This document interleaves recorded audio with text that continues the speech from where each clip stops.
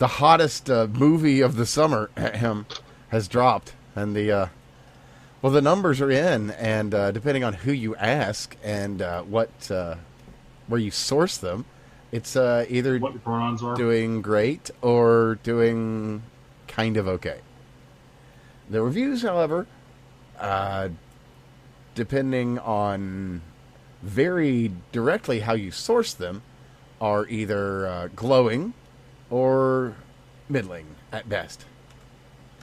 But that's actually there's everybody's talking about that. What I wanted to cover is something that we were talking about the last time we talked about this, and that is just like we were talking about before this, the person whose translation was chosen by Mr. Nolan, that being Emily Wilson, and that her translation is,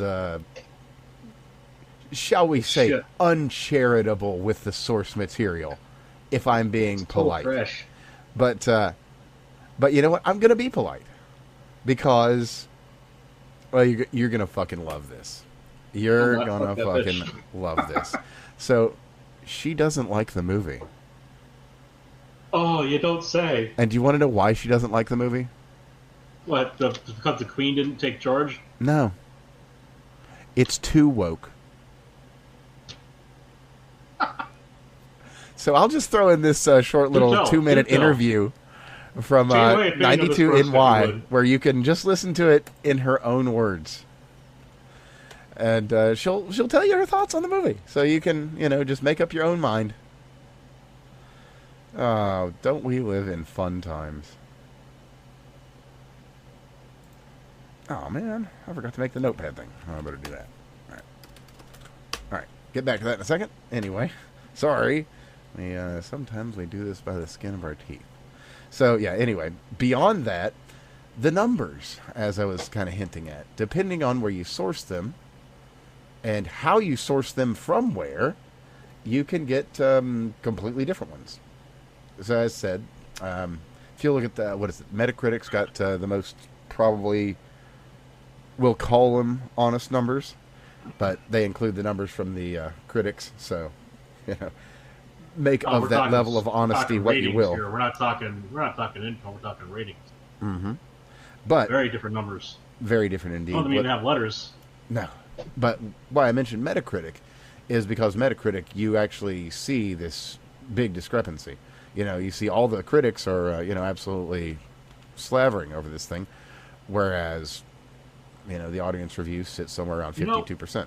You should go through and read some of the critics from Rotten Tomatoes. Because I gotta tell you, a bunch of them were fawning over it because they, run by big, basically they just gotta belch one of these things out every so often to get Access Journal status. But some of them were honest. And now, to be fair, there were honest reviews that liked the movie. And more power to them, especially if they bought the ticket. Now that said, But there are also 94% other on the reviews. tomato meter and 97 on the popcorn meter is... That's bullshit. Well, and bullshit. that's the point I wanted to make, actually, is But we've because... known about this since, Star Wars 8? Yeah, well, Remember we've actually that talked got about it before. exposed? Yeah. That being, they're cooking the numbers, and they're deleting bad reviews. So, Well, they're not cooking the numbers so much as they're offering up as a product.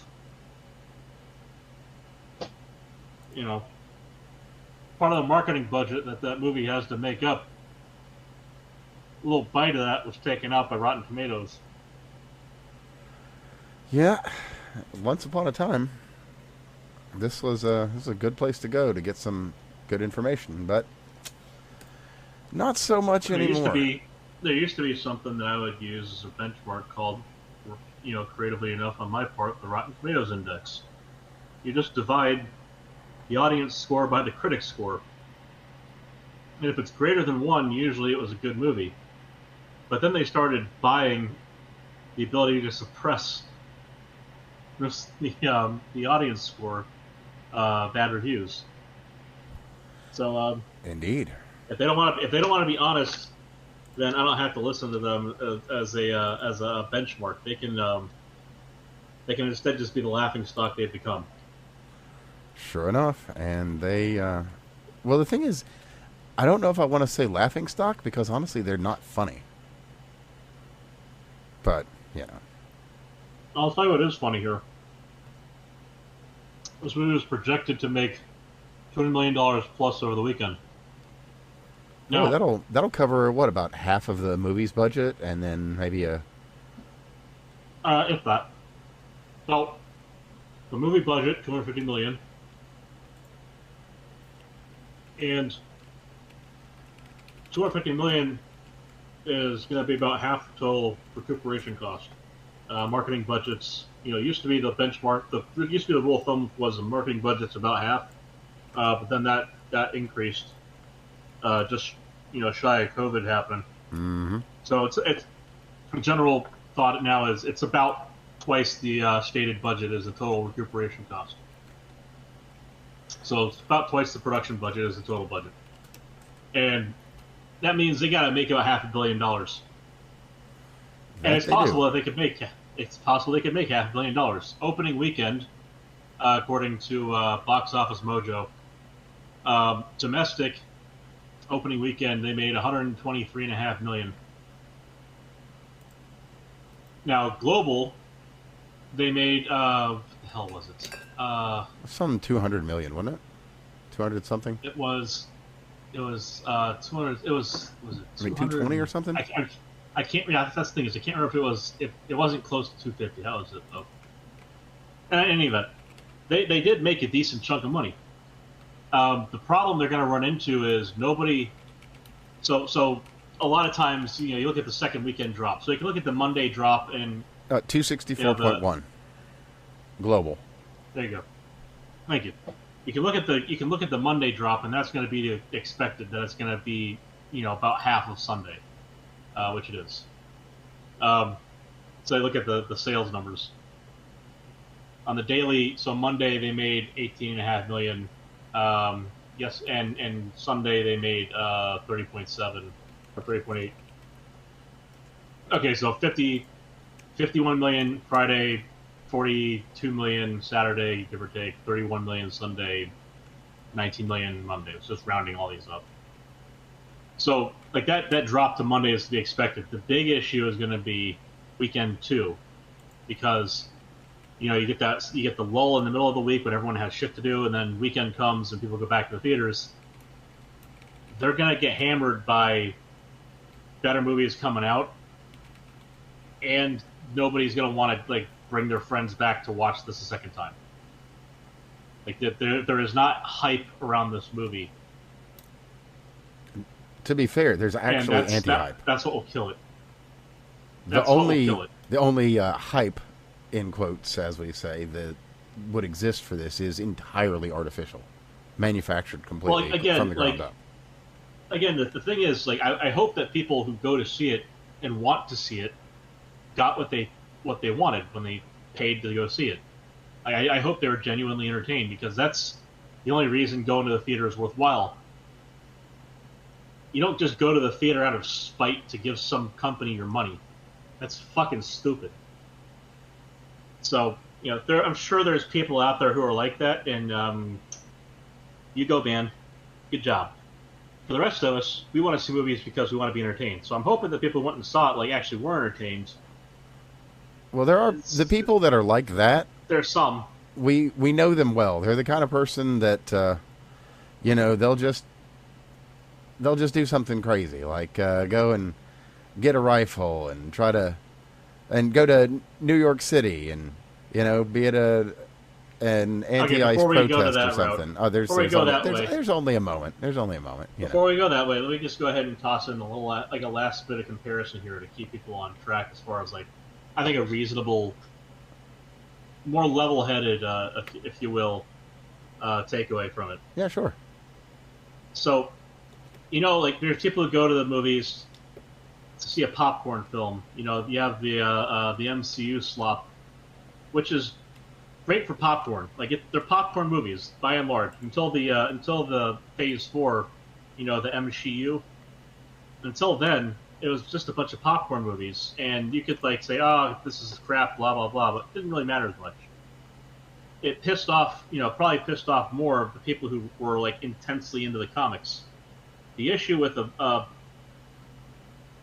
story like Homer's stories, the Iliad and the Odyssey. So Iliad being, say, the Troy movie that was good, early 2000s, versus the Odyssey not doing so hot now. The issue here is this is like a comic book that everyone reads, instead of just like the handful of nerds that everybody would make fun of until they finally made movies for them and they realized, oh, cool stuff. What would you say? Like it's this is your Superman or your Batman or your Captain America. Right. This is like it's like you know what you're walking into, or you're supposed to know what you're walking into, and then all of a sudden, right. And well, give you an example here. Supergirl bombing recently, doing basically worse than Morbius. That happens, and it's not because I'm sure that the movie had some merit to it as far in isolation. Pick any MCU movie in isolation, they're going to be a decent comic book movie. The DCU movies suffered a bit, but they were kind of making a comeback. They're doing kind of their own whole Avengers thing, and the whole Justice League thing that was pretty damn good. And then Supergirl, they decided they wanted to make a movie to fuck with the audience instead, and it didn't do well. So that's kind of what was going on here with the Odyssey. Is it was not made for people who read the book and expected that story going in, or Greeks, or Greeks, just at all. But like they just saying, like if it's not made for you, don't give your money to a company that hates you is a good maxim to go by in life. I'm not saying that like they outright hate you, but if you're gonna if you're gonna sell me a blue movie, don't put red on the screen. You know what I mean? Yeah. The meme just blue. Well, when I go to see a Barney the Dinosaur movie, I'm expecting to see a purple dinosaur. Right. So my point here is like I don't want don't lie to me, tell me I'm the problem, and then when I don't show up to watch your piece of shit, in my opinion, other people can like it. When I don't show up to watch what I think is a piece of shit because I don't want to and it wasn't made for me, I should not be the one who gets blamed after the fact for it not doing as well as they expected. And that's like the basic premise there. Like if you're gonna do that, fantastic. It doesn't have to be for me. A good example, a corollary: the women's bathroom is not for me. I'm not gonna be going in there to go to the bathroom. Same deal. Like if that shit's just not made for me, it's not made for me. Fine. But the other side of that is I don't get to be blamed for when it doesn't have the performance that was expected. And see, that's the issue. Is I don't remember whether or not it was 200 million is the expectation globally or domestic. Globally, it certainly beat 200 million. Bravo. Yeah, I think they were domestically. I think they were kind of banking on a bigger domestic bank on that than what they got. Because it says, for opening weekend domestic, it says, Box Office Mojo, and by now I'm sure they pretty much got the number there. The 123.5 million, in just shy of 4,000 theaters. I mean, and the other thing is, like, they were really pushing the IMAX angle, and apparently, like, and that's something we should probably talk about as well, because there's some very interesting IMAX background as well on things. Well, it's not just the IMAX; it's the juxtaposition, like the jarring difference between. Oh yeah, if you've what was seen shown any in of IMAX and shown in 35, yeah, the 70 to 35 difference was apparently. And then the other thing is, like, people were complaining, and it is. I don't know if it's nitpicking or what, but like people were complaining about the audio mix being garbage, like hardly being able to hear what the fuck they're saying because it sounds like I've heard a bit through a tunnel. From some screen caps, or not screen caps, but from some people actually being in the theater. The audio mixing I've heard is not great. Well, so a screener recording is always going to be shit because it's filmed on a potato in a theater in India. True, and I don't discount that at all. Having watched many such things, and then also Right. seen the, you know, finished product, the audio is not good. Mm-hmm. But the other thing I was just talking about briefly because there's Yeah. not much to it. It's just it happened again. You know, somebody got upset about something, thought they were gonna go and do something about it, so took out their rifle and went to go and take out an agent, and you know they get another illegal.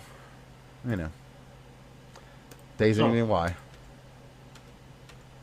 now we'll move on to New York, But yeah, that's the whole as we story wanted to do on that one. earlier.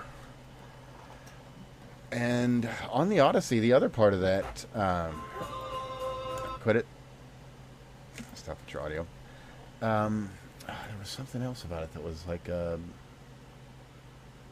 don't know. We mentioned that to just to clarify though on what I mean by their game and the numbers.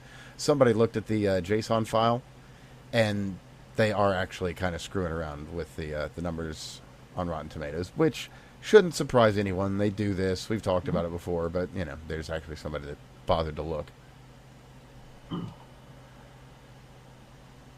Yes, Man, I feel like there was something else about that. Well, anyway, I'll throw in a link here that somebody's put together on that. Basically, where it's when you remove the push score, you get a lot of difference in some cases. Like the recent Little Mermaid, for example, like the push score, which is all their quote verified users, that got a 93%. But when you use all users, you get 44%. One of those kind of deals. Well, I mean, the question is how do you get all users then? Well, you know, as said, it's they're Well, I cooking remember, IMDb also, previously had reasonably reliable scores, and then nope. yeah, it's something. It's something. All right. Well, anyway, moving along to goodness, whatever. The agricultural bill that dropped just a few days ago. You may or may not have heard about it. Probably haven't, because they're not really talking about it, because it's a farm bill. Doesn't matter for anything. Not a big deal. Nothing. Not that all important. So what's in it? Oh, you're gonna love it. You're gonna love it. It's got amnesty. You say friend. this, and I keep hearing this week after week. And And every I keep time not you loving hate it. what I hear. I know, isn't it fun? I'm Why practicing are you my selling me politicking. blue and putting red on the screen? God damn it! Well, What am I gonna love this week? get ready for Red 2.0, sir. So this will. So if So you sell me Raid Shadow Legends or something? maybe, or maybe you can be level 100 mafia boss, just maybe. Anyway, the farm bill, HR 9535, it helps out the farmers, cough, by allowing any criminal alien that wants to say that they work on a farm to be granted amnesty. Now, to be fair, they do have to have worked. Well, excuse me. They have to have paperwork stating that they have worked on a farm for a certain amount of time. Of the shit you're gonna hear on that one. And they have to have been present in the United States as of May 31st this year. So anytime prior. So if you've made it past the ice, you know how you make something like that work. It fucking doesn't work. Yeah, it just doesn't. It just doesn't. Like we saw what happened the last time they tried an amnesty, and they just lie to you because they can do that. Mm-hmm. Because what the fuck kind of evidence are you going to take from them that's actually going to make a difference? These people are already fucking liars just by being here. Yep. Like these are dishonest people. I mean, there's a few that are here by no fault of their own. Like their parents dragged them in or something. But the rest of them, either about half of them, showed up illegally, and half of them overstayed. That is the case of things. The way of the world. I do not see. I do not see how, like the the idea is that the border being closed is going to help with this, but this just incentivizes a new caravan, more smuggling of people. You got to cut off the social services and drive them back first that way. Oh, yeah, absolutely. Otherwise, it's not going to work. You have to, as we hear almost every other day, or at least every week, of some new incredibly expansive program handing out millions to billions of dollars specifically to criminal aliens or immigrants that are actually immigrants that are gaming the system. But anyway, sending out millions to billions of dollars in these programs. Like, here's a program that is only available here. You can buy a house and get $100,000 from the government for the house on the taxpayer dime. Here's another. You can get a free car. I don't know if there's actually a free car one, but I would be utterly unsurprised. I'm gonna say, motherfucker, better not be. I mean, I would not be surprised at all. Although I will become temporarily illegal to get my Obama car. Well, I wouldn't put it past them, honestly. They're just being fair. But speaking of things that are fair, something rather unexpected has happened. Would we say a well-dressed man? A very metrosexual man was arrested on arrival here in the States. I think it was in New Jersey. I can't remember exactly. But Andrew and Tristan Tate are in jail at this very moment. You may have seen the pictures. I may have. They are interestingly dressed. I may have had to do a double take because of that. I didn't know if I was looking at two men or two very ugly women. Well, in this case, it would appear that it was the groomers themselves. They're clearly going for the Miami Rico Suave, but they kind of missed the mark and landed on Piedmont Park. Something like that. So, as we sit, let me see here. Have they put through the extradition order? U.S. Marshals. Yeah, it's for the UK, which has some interesting charges that they've levied. All basically coincidentally. Oh, okay. So there is an extradition. There is an extradition order in place, and they are now fighting it. Their hearing should be by the beginning of next week? Yeah, next Monday. As of recording, 27th. I don't like them being in the country. Get them out. They had their first appearance yesterday, taken into custody on July 18th. So let's see here. They've added an additional 38 charges as of the 19th of July in UK Crown Prosecution Services. Let's see here. 32 are related to Andrew. So what do we got here? 10 counts of rape, 7 counts of assault causing bodily harm, 5 human trafficking, 1 count of controlling prostitution for gain, pimping, I guess, charge, 19 charges related to indecent images of a child and extreme pornography. Interesting. Well, keep in mind that they went to where they were originally because the age of consent was so much lower. The age of adulthood was so much lower that they could get away with. Yeah, so like a 14-year-old is not a fucking adult yet, right? By a long shot. But unfortunately, in some countries, that is old enough. Like we kind of have a lax way of permitting some sexual behaviors around those ages in this country.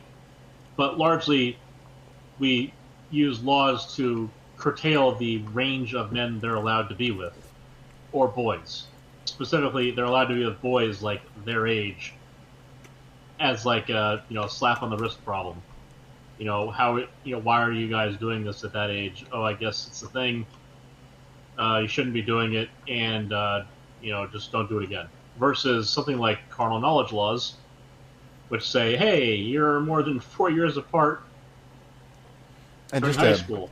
just a quick note here on how small the world is. Joseph McBride, their attorney, Yeah. he's an interesting fellow himself, you might say.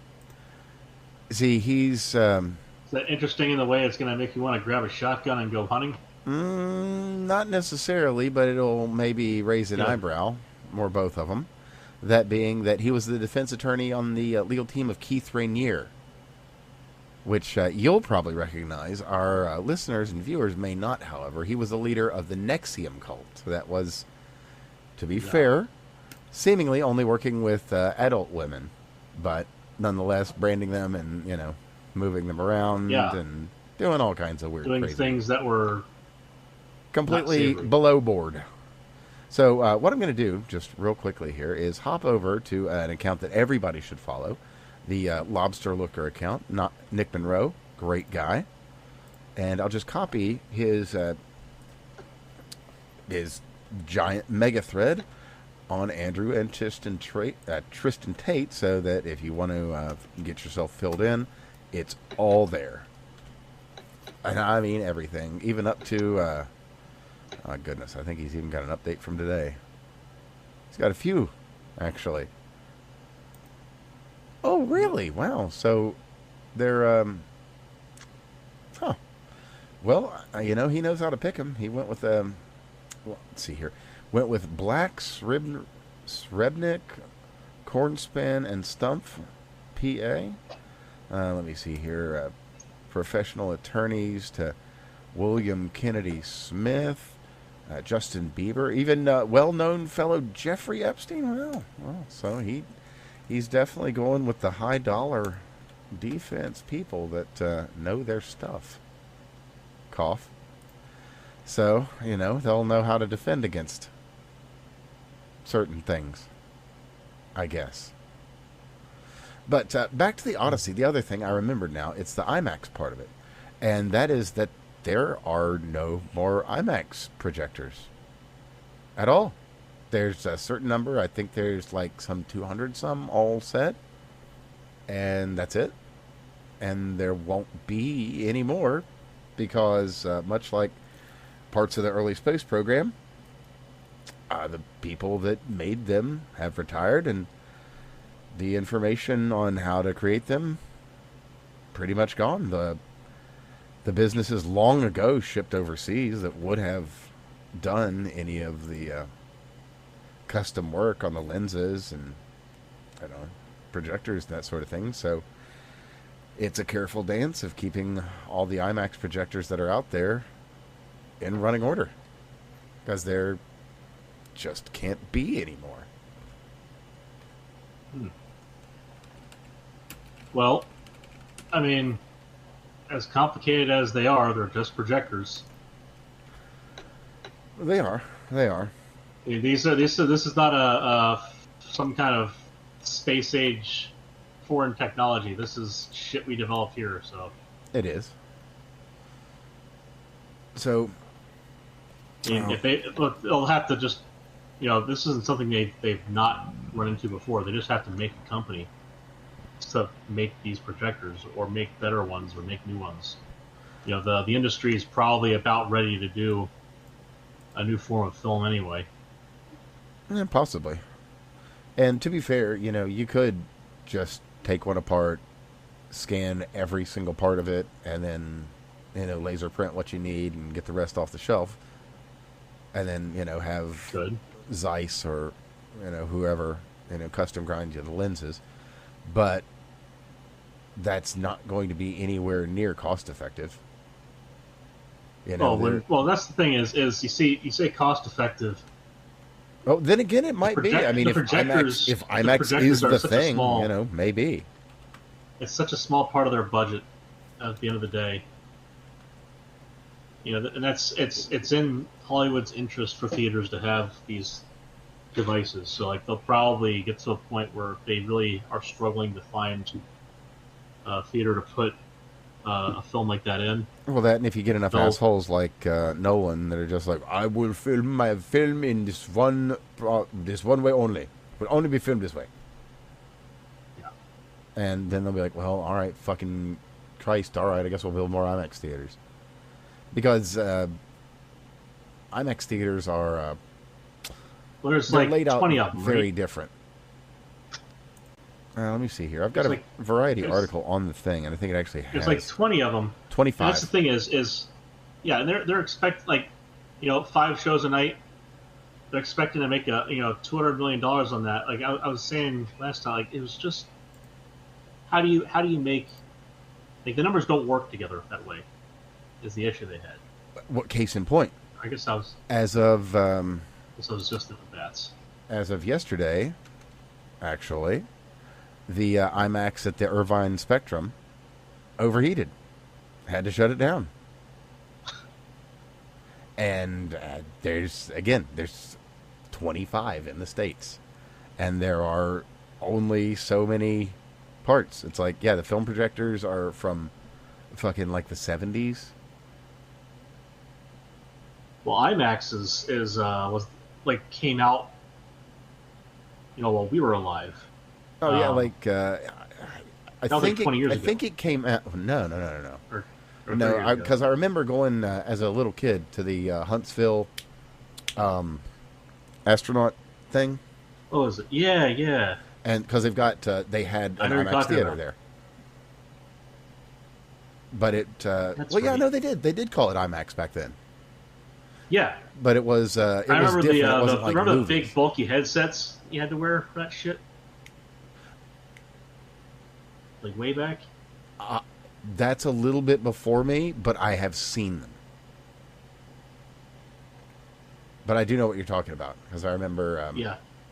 Because I have Fucking seen it. space helmets to be able to watch a movie. Yeah, wild stuff. And then you had the early 3D where you had the bulky glasses, Yeah. which were better. That's what I'm talking about. It's like they're like fucking now I'm not battery-powered talking glasses. about exactly those. I'm not talking about the red and blue guys. The modern So 3D attempt that didn't these really things go had anywhere. these things had shutter sync in them. They used LCD. They modulated LCDs to pass through. Mm-hmm. So it was circularly polarized. So you got one chirality versus the other, and the one lens on one eye would open up, and then the other lens on the other eye would open up, back and forth, back and forth. So they had this bulky headset thing. It had a camcorder battery on the side of it.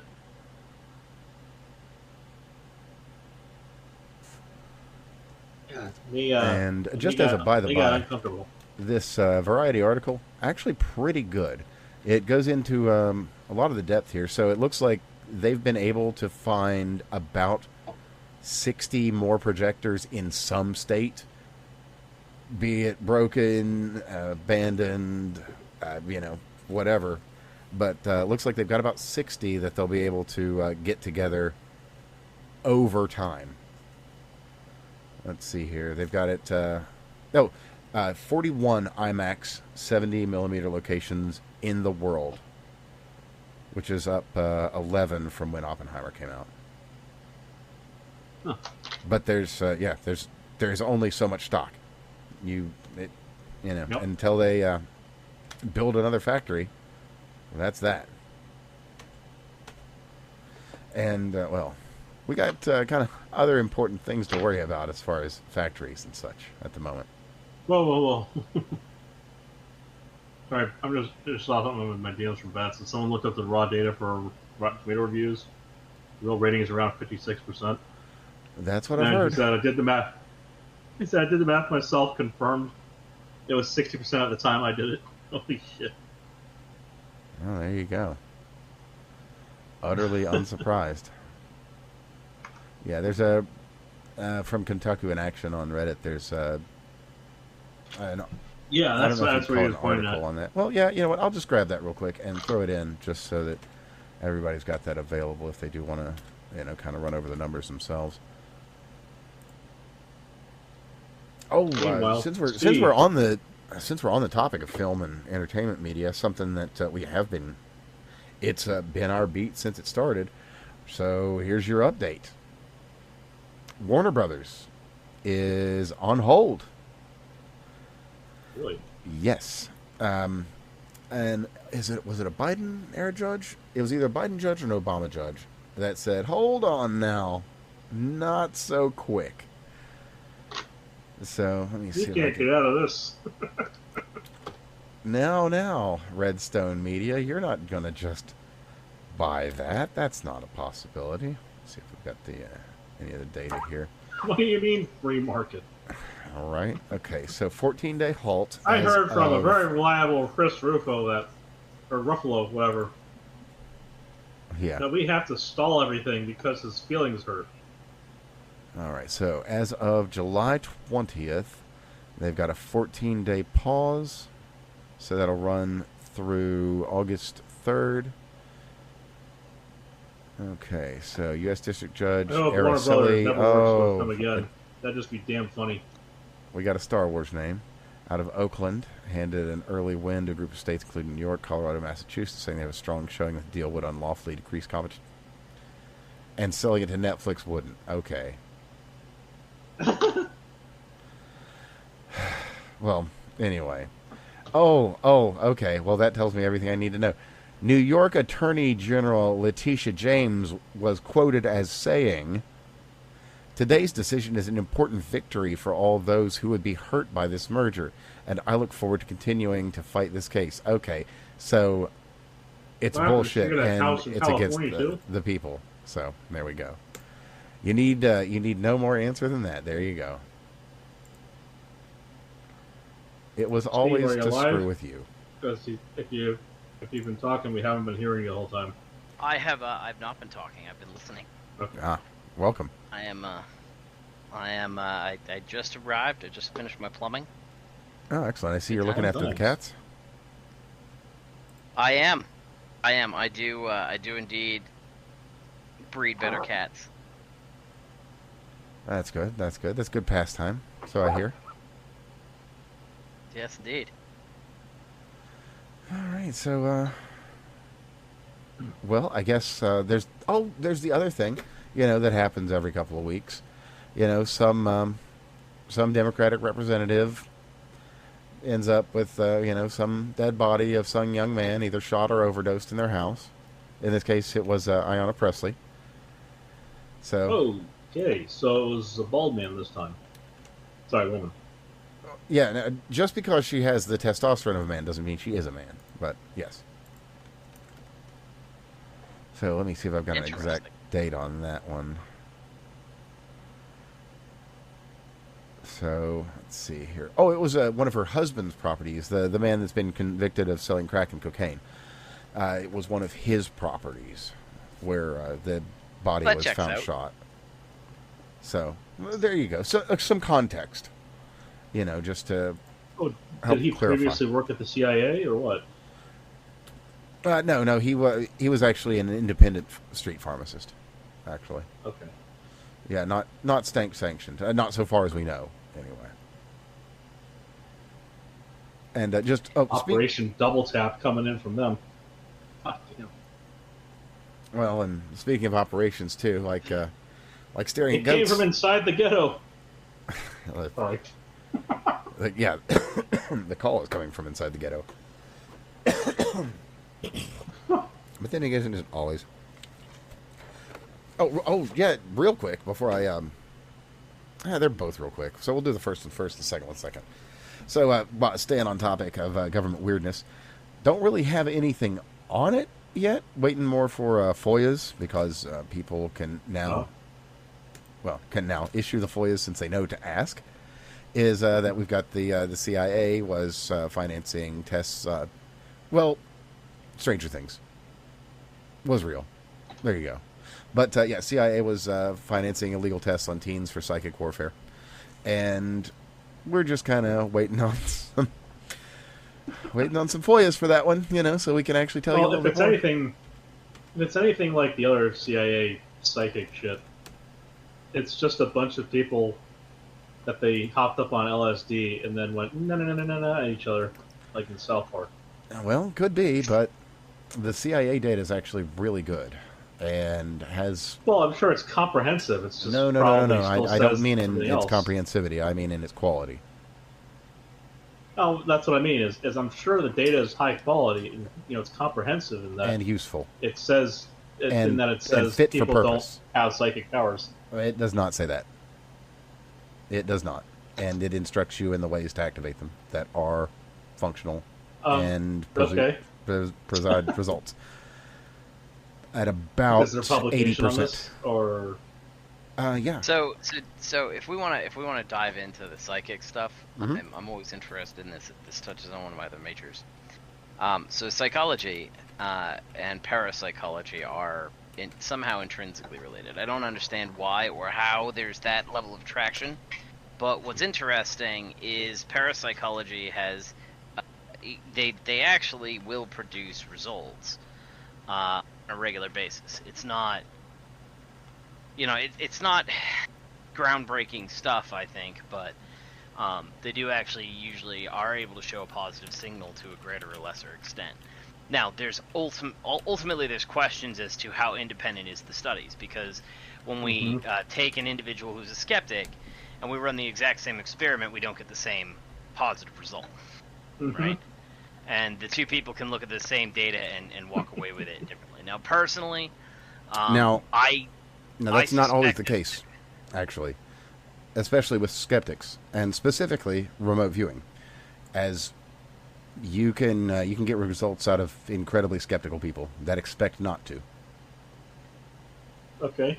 Well, so this is where I was going to go, right? Is the question is it a psychic phenomenon or some sort of other esoteric phenomenon, or is the human brain one of the greatest pattern recognition machines that's ever evolved, and given a limited set of inputs is able to deduce on a subconscious level what the desired output is? Right? Like, I think that's really the question, right? There's how many times have we all sat there and had a news story that is a breaking news story, but we all kind of knew about it weeks ahead of time. Most of us are in that situation. But you won't be able to go back and find the individual reporting that made you think that event occurred. It's just all the summary reports made you believe that was the general underlying story.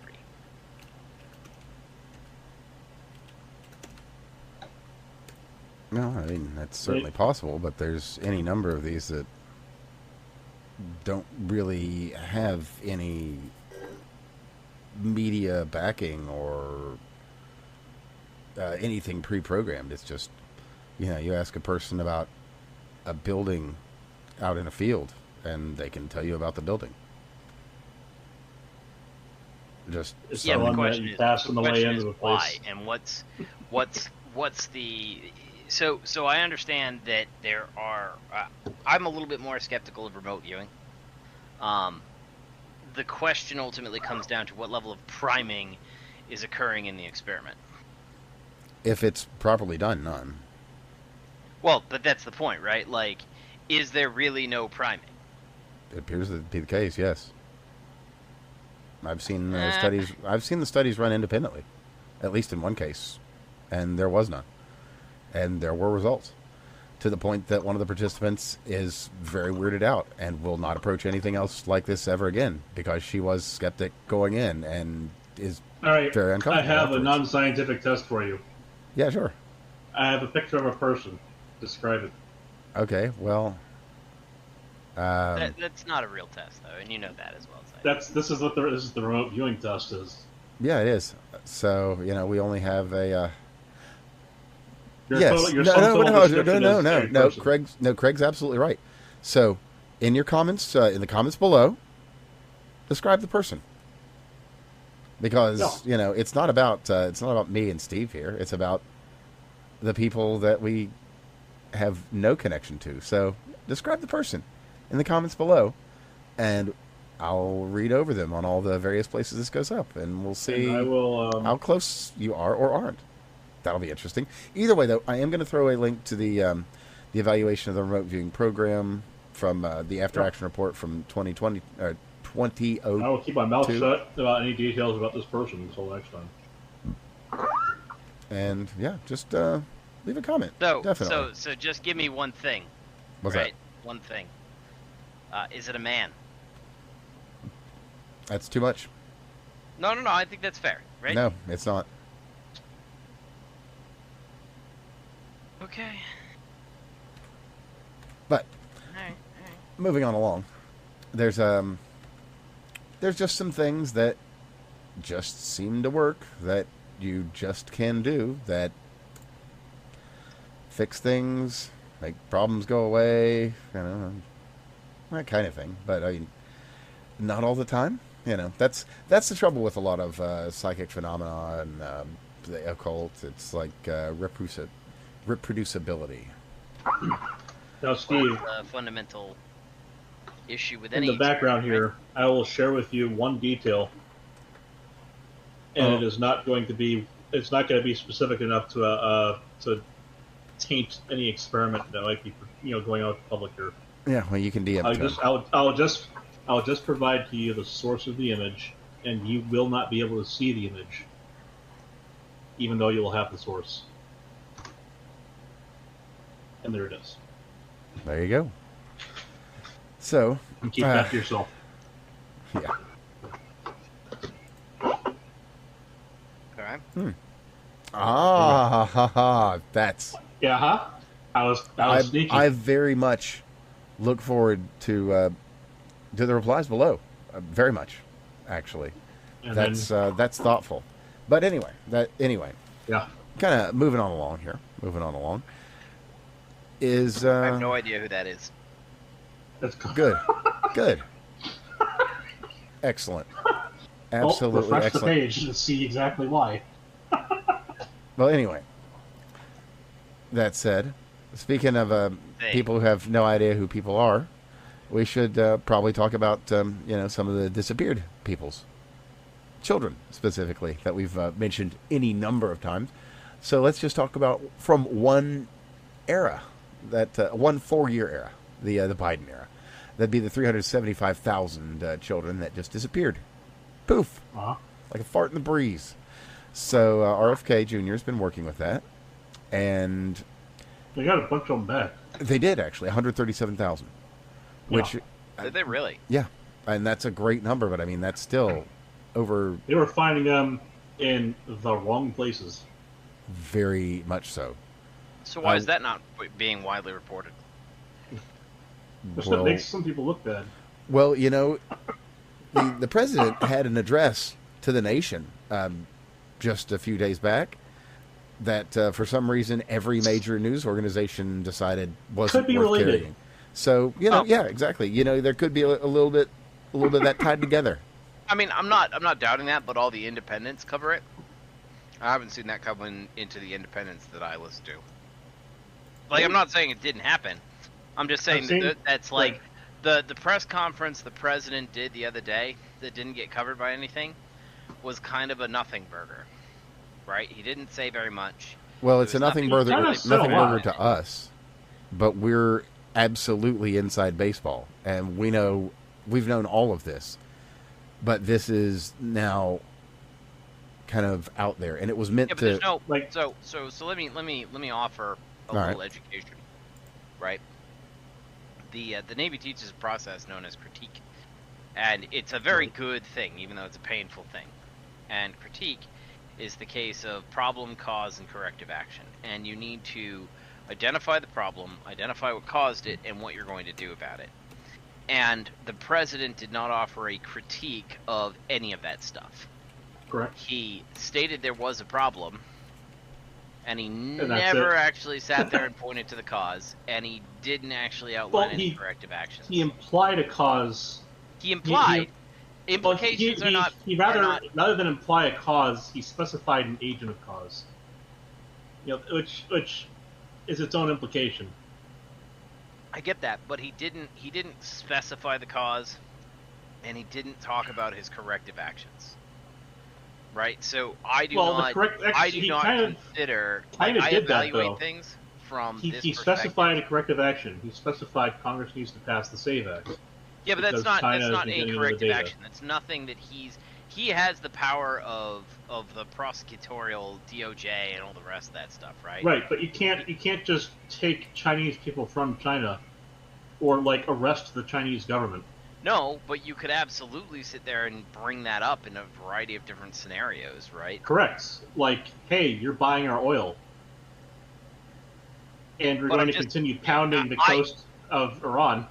I think personally the Iran war is largely an inauspicious event to The way to bound sell China, bricks to fuck itself. right? But like at the same time, what he did there is no corrective action within the domestic United States for any of the actions or things that he pointed out within the United States. And I guess I agree with you that turning and saying, Congress, you need to do your fucking job, is a great thing, but he's not walking through that process.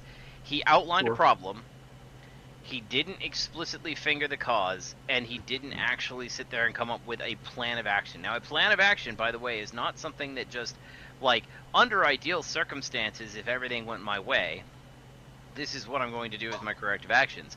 The corrective actions are what is he personally going to do at this time. See, you're reminding me one of the reasons I actually do like the armed services and working with the military, and it's that they request and harp on to the point where you just do it, that you obviate the obvious, so that we're all on the same page, and you don't get that requirement fulfilled, let alone even implied in many circumstances when you deal with the rest of the government.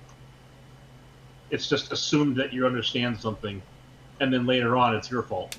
Well, but again, right? Like if you so like if we pause. I'm not for a like minute I'm and go agreeing back with you to- here. I'm agreeing. I think that he should have just said it, especially considering the average IQ in the country is 100.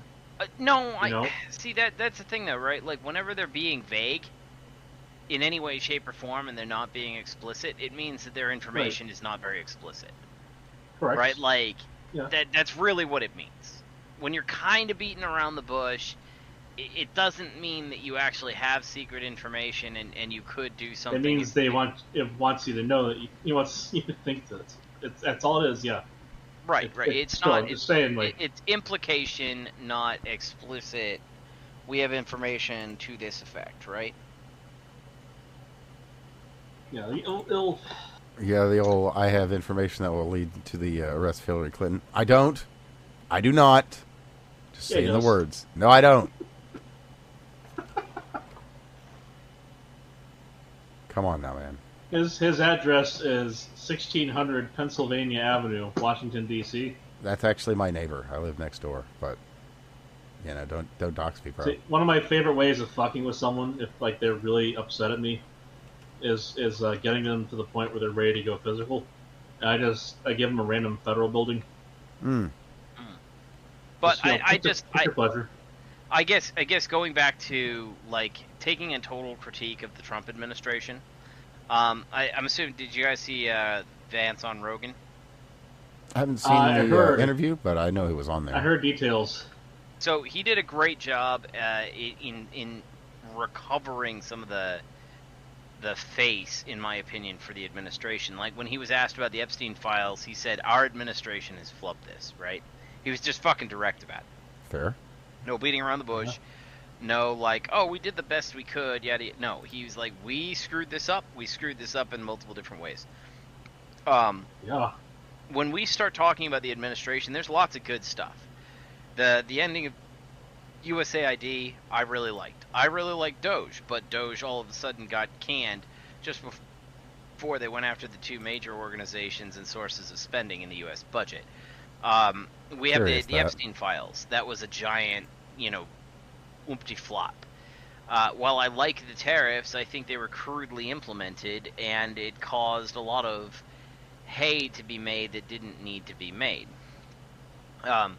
I think that the government has made poor arguments in regards to birthright citizenship, though I think that, while I agree with the premise. Well, look, if you are subject to the laws of Japan, that makes you almost like a citizen, right? I get it. If you're in Japan. I'm just saying that, I think there's. Yes. The government has or this administration has done a great job on a lot of different things, but they've also done a piss poor job on a lot of different things. And the things that they've done a piss poor job on is the stuff that they have attempted to, that they haven't been really forthright about. Like, the Iran War is a good example. I suspect, based on my understanding of all of the actions leading up to the Iran War, that the Iran War was a means of putting a box on China. And realistically, I don't think, like, as much as I think the Iran War was stupid. It's not China specifically, though. It's BRICS, the rival economic zone. Sure. But China, But China in particular, China was going for that multipolar world. I actually think, I've moved to the Biden administration's handling of the Russia-Ukraine war was actually probably a little bit more positive than I like to give it credit. But, like, when it comes to stuff like the Iran war, I am much more concerned about domestic policy than international policy. And while I don't think the administration particularly cares how long the Iran war goes on, because the longer the Iran war goes on, the more harm is done to China, I am concerned that the advent of the Iran war and the persistence of the Iran war is going to lead to negative electoral outcomes in September. Right? Well, one of the key ways, just as a quick aside, it is having an effect that we desire, namely that it's getting some of our European allies to get off their ass and get on board. They just a slew of them, a handful of countries in the EU, just announced that they are looking forward to cooperating with securing the Strait of Hormuz. And part of the idea is to hand it off to them. We're building our off ramp. We're building our off ramp. Great. Point. But the administration could have done a really great job in communicating the utility of the Iran war if they had fucking communicated the utility of the Iran war. Right? Yeah. Like, that's the problem that they have, is it's a giant trust me bro, and they've had a bunch of missteps on the trust me bro side. So while I think it's an effort to box in China or BRICS or whatever the hell have you, and I think that that's probably good long term, I also care far more about my domestic policy than I do my international policy, and my domestic policy is going to suffer if they've decided to piss off half the country because they didn't tell anybody why they're going to war for a perpetual period of time. Plus, they should have also asked Congress. Not an unreasonable request. That's the thing is, Congress gave that power already. I get it. Look, I'm not saying your point doesn't have merit. I'm just saying that, like, by the argument, it has. I understand that Congress has abdicated its responsibility. It's abdicated its responsibility on pretty much every front, and it's one of the principal issues as to why Congress is why the country has gotten as fucked up. That's why they're rated as lower than poodle nut scrubber. Right. So like, I am in agreement with you in that Congress did those things, but I also think that if he had turned around with the two-party system and everybody had voted for war formally, it wouldn't be harming him or potentially harming him as much domestically come the fall.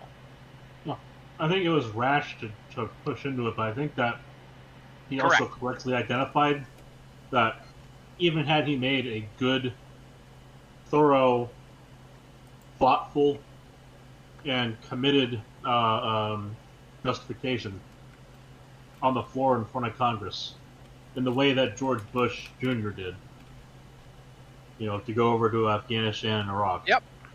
Had he done something like that, I think he correctly identified that it would have become an entrenched political football for years, instead of a yes or no decision.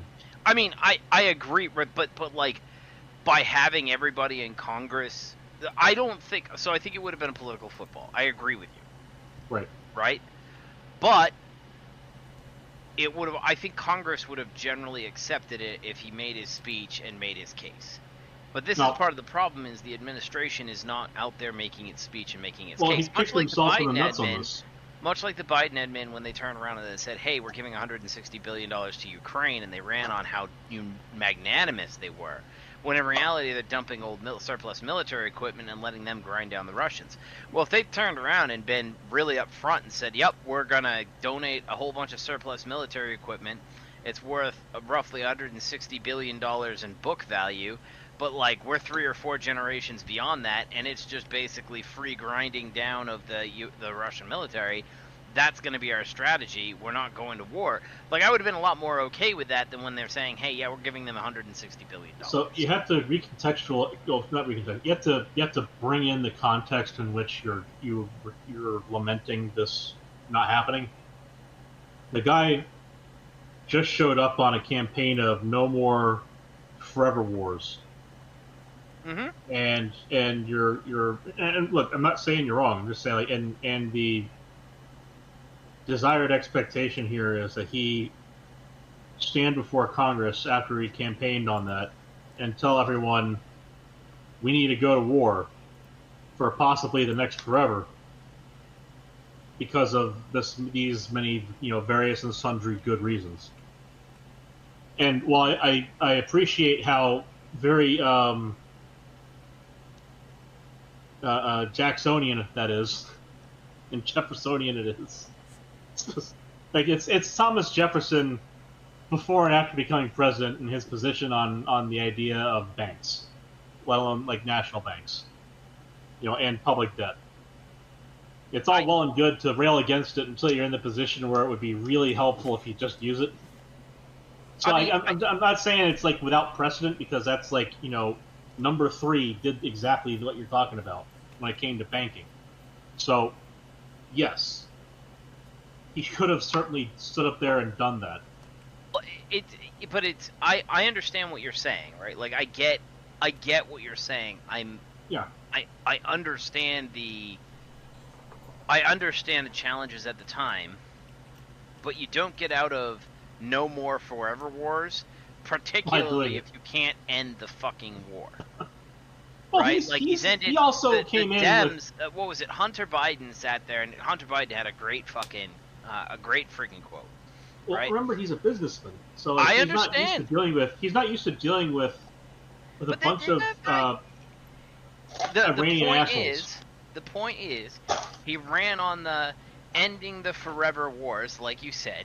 If he'd gone to Congress, it would not have created as much hay as this, and you get people like Hunter Biden coming out and saying that I absolutely think President Trump should be nominated for the Nobel Peace Prize because he's ended the same fucking war 38 times. Hunter Biden's criticism is fair. Right? Like, what was it? When we sit there and we start talking about the failures of Bush, it wasn't that he went to Congress. It was when they all sat there and crawled out onto an aircraft carrier deck with a mission banner that said "Mission accomplished." And then all of a sudden, we're still fucking there. All the way through Obama and into Trump 1 and I gotta tell you, Biden. the comedic aspect of that has been priceless. I agree. But, maybe if we want to pretend that we're the adults in the room, maybe we should actually act like the adults in the room. Couldn't Never hurt. before has mission accomplished meant so much. I mean, again, right, I think it's really funny, and it's the incompetence of government, all that shit, right? I'm all for it. Sure. Sure. But, like, let's be honest, Trump is no better right now. Sure. I mean, I'm not going to disagree. At least in the area of and wars. had he turned around and had he gone to Congress, you can turn around and say, oh, well, the optics of the forever war. Guess what? The problem is not the declaration of war, the formal military approach. The problem is the constant, perpetual war. The perpetual war that we say, oh, yeah, we're just about to wrap this up in a week or two. If they turn around and they said, we believe Iran is a grave threat, here's why we're going to take a move on it. This is based on, particularly if they came out and they said, hey, this is based on Biden-era intelligence, and we've corroborated it. That didn't help him the first time. I got to tell you, that absolutely did not help him round 1. Remember the Muslim ban and all of the yelling and gnashing of teeth over that? Those were Obama's picks. He used Obama intelligence to make those picks. I get that, And but he said this in public directly to the American people, and half the country still lambasted him over it because they'd rather listen to their pet bullshit than deal with reality. I get you, but there's not a war that Congress doesn't approve of, and at least if you turned around and went to Congress, which is relatively close but dominated by Republicans, and you were able to get their buy-in, which I think you could have, Sure. it would play out a lot better.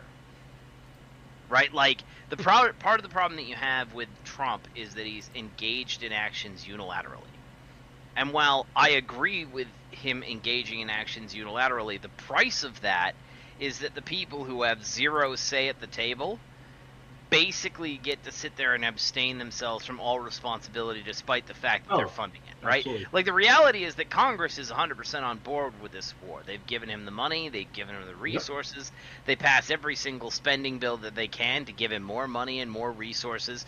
Like, Congress has not stood in his way at all. Even the Democrats have largely not stood in his way at all. They just turn around and try to, like, They just get a couple stand on the sideline very loudly, yes. Right. So, but if you turn around and you make them sit there and make a formal declaration of war, now all of a sudden the Democrats have to defend their own actions.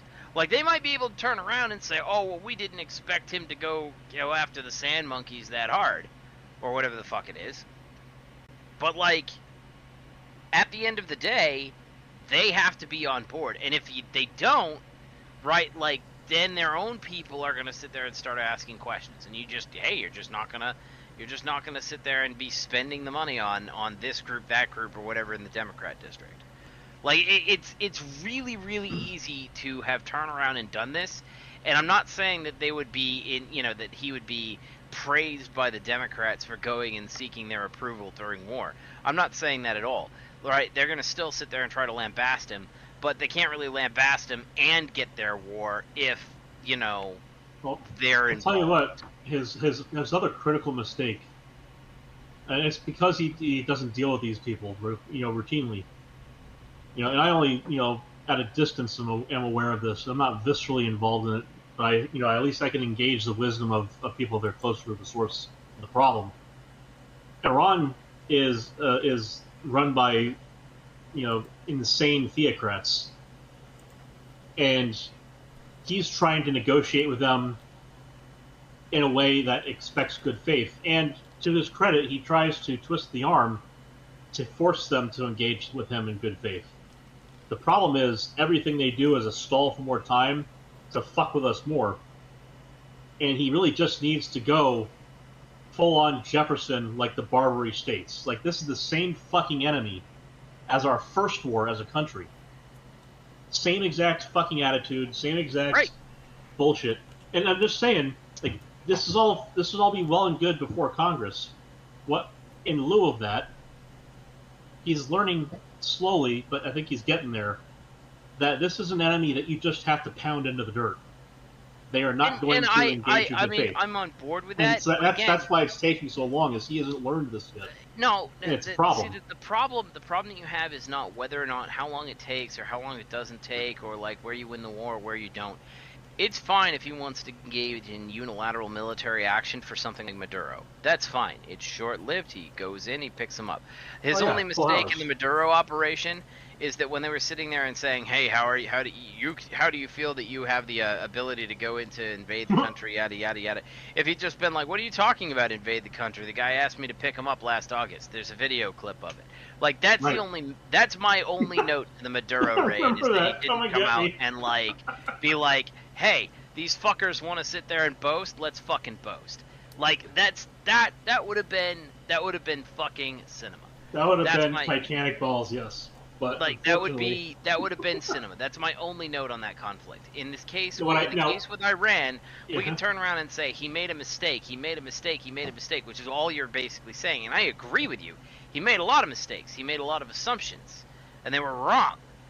But when you sit there and you take when you know that you're going to be in for a longer haul, which they knew they were going to be in for a longer haul, a lot more things can go wrong. And if a lot more things can go wrong, it's better to make sure everybody burns in the giant pyre of mistake together, which is all of the Democrats and all of Congress.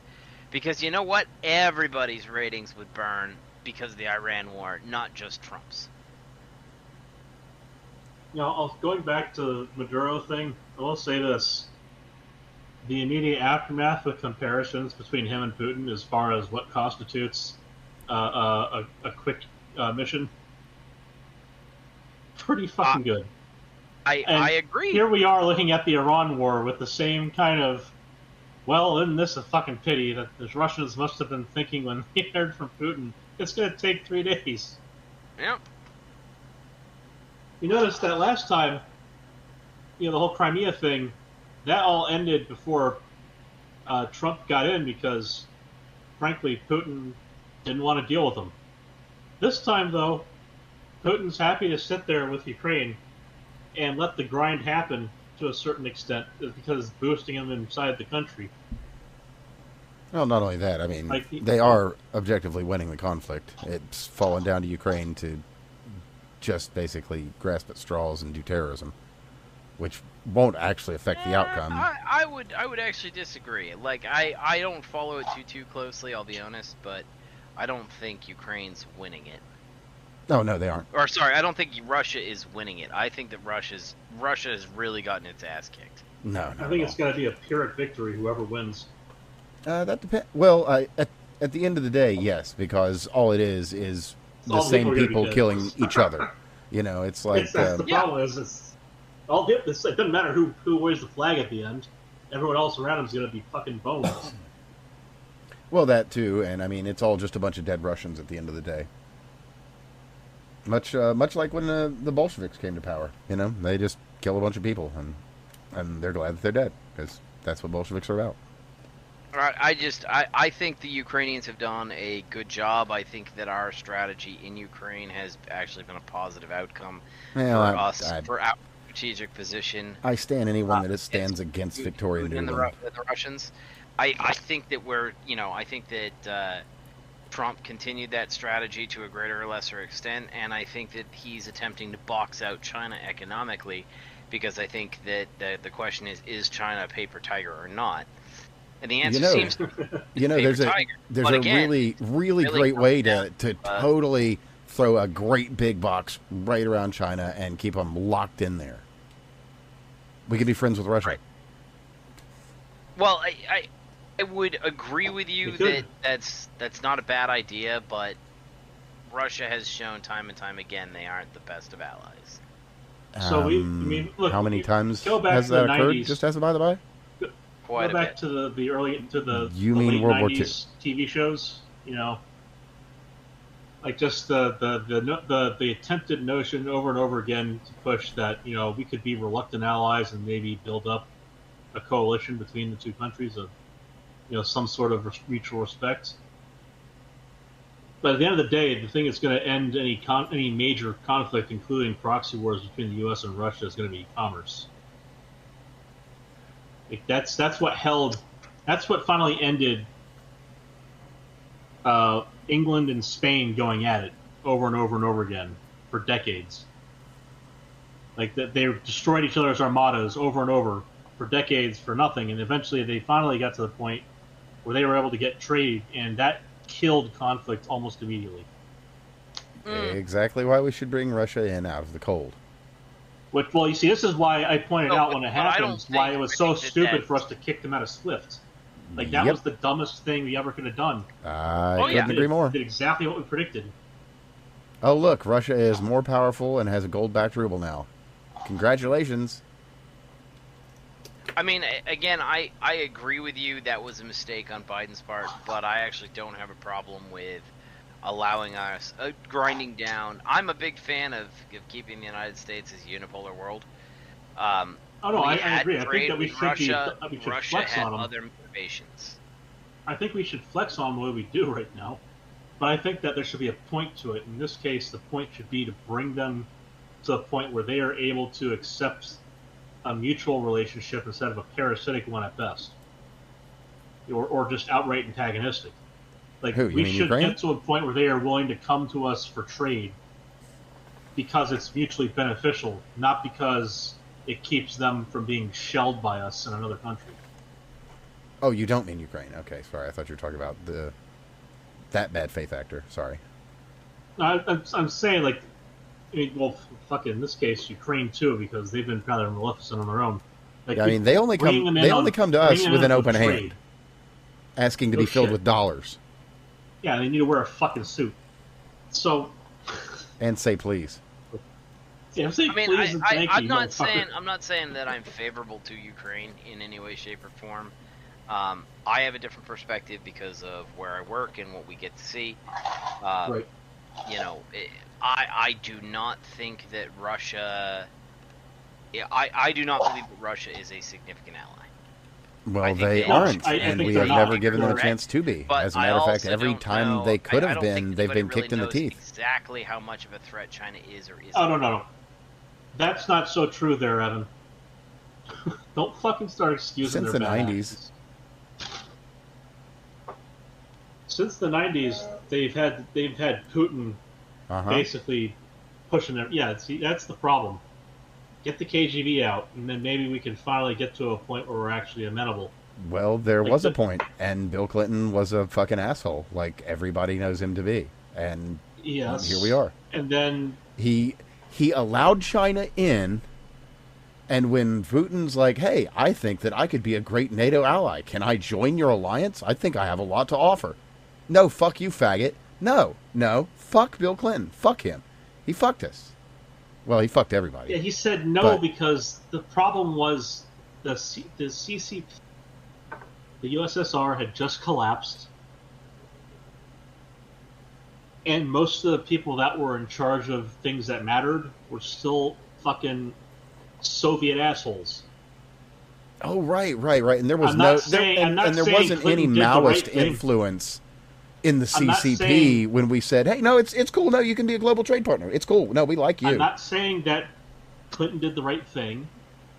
I'm saying that when it came time to consider whether or not we should be dealing with them and let them into NATO, there was a good reason to pause and have some thought. And maybe put some strings on it or something. Well, there was, because the Eastern Front was farther west, and NATO had to push it much closer to Russia and take more of what was at one time the kingdom of Rus, closer and argument. After that the USSR. At the same time, I know the whole not 1 inch closer thing. At the same time, the one guy who's been really pushing that in popular media, that guy's just a Russian sympathist, which, frankly, I don't really have any need to hear from that shit either. Hey, look, I will admit that Hassan Piker has said 2 correct things. So it doesn't matter who you are. You can say a correct thing. As a brief aside, watching him get stiffed at the whatever thing for the Democrats, watching Destiny get stiffed because of him, pretty fucking funny. And moreover, all I can say about that is, KU coming out and having to issue a statement saying that they disapprove of Hassan Piker was keep it coming. Priceless. No, he needs to be the face of the left. Please put him everywhere. He showed up there. They didn't know about him being there till right beforehand. He shows up there. A bunch of the campus Democrats left because he was there, and they still got fucking harassment from it. Or Destiny? I wasn't really following the E-drama story. Okay, so Hassan showed up to do a speech. Did a panel session. The campus Democrats didn't know that was going to happen until right beforehand, and then a half of them walked out because Hassan was there. Destiny shows up because he hears Hassan's going to be there in the middle of all this. And then Destiny causes Hassan so much fucking heartburn just by being there. Just by being there. Security. He spams the security, and they find out Destiny's going to be there while Hassan's talking, and tell Destiny he can't come in and that they'll refund his tickets. So interesting. Destiny wasn't even part of the conversation until after Hassan was already talking. But Hassan being there at all pissed off half of the campus union Democrats. So they all left. and then the people who left were getting the harassing phone calls. Was the kind of funny part at the end. It's Schadenfreude because like I feel bad for them at the same time though. It's kind of funny. It's like this is what you guys cultivated, and now the snake you let in is biting you right in the ass. Lay down with dogs. Well, I mean, to lay be up with fair, fleas. right? Like that's a universal thing. Right. You know, I think Harry Ensign was on CNN and he was sitting there and talking about, hey, yeah, Trump might not be popular, he might be underwater, and again, he is. We talked quite a bit about a lot of the reasons why he's underwater. He hasn't delivered on some of the major things that we really want. Right. Only like 360 some odd thousand deportations, which is, you know, great, but, you know, Well, a bit look, shy of 14 million. Overall, keep in mind they've reached about half a million or so via ICE deportations, but like a total of over 2 million that have left on balance. So like the net flow has gone 2 million out. About 1 million. Again, I'm not saying it's bad. I'm just saying it's not. Well, about 1 million is from self-deportation. About 500,000 is from ICE doing their thing, and then about 500,000 is from. He's got to get 15 million people. Well, out. look, here's what I'll say to this: is if you have exponential growth in 28 days, your pond is covered. When was the pond half covered? The day before. Right. So it's not a linear thing. He's not working with the sum total of ICE officers he's going to have. Period. Right now, the ICE recruitment has been continuing. Like they are expanding their program, as much as they can. It takes there's time and training, blah blah blah, and excuses. But at the end of the day, they are doing more. So I expect it. I don't know if we're going to hit 10 million by the time he's done, but like I expect it to keep going, unless somehow things fuck up at the end of the year and Congress gets a supermajority of Democrats and they can just force ICE to not exist anymore. Barring voted for ICE. Right.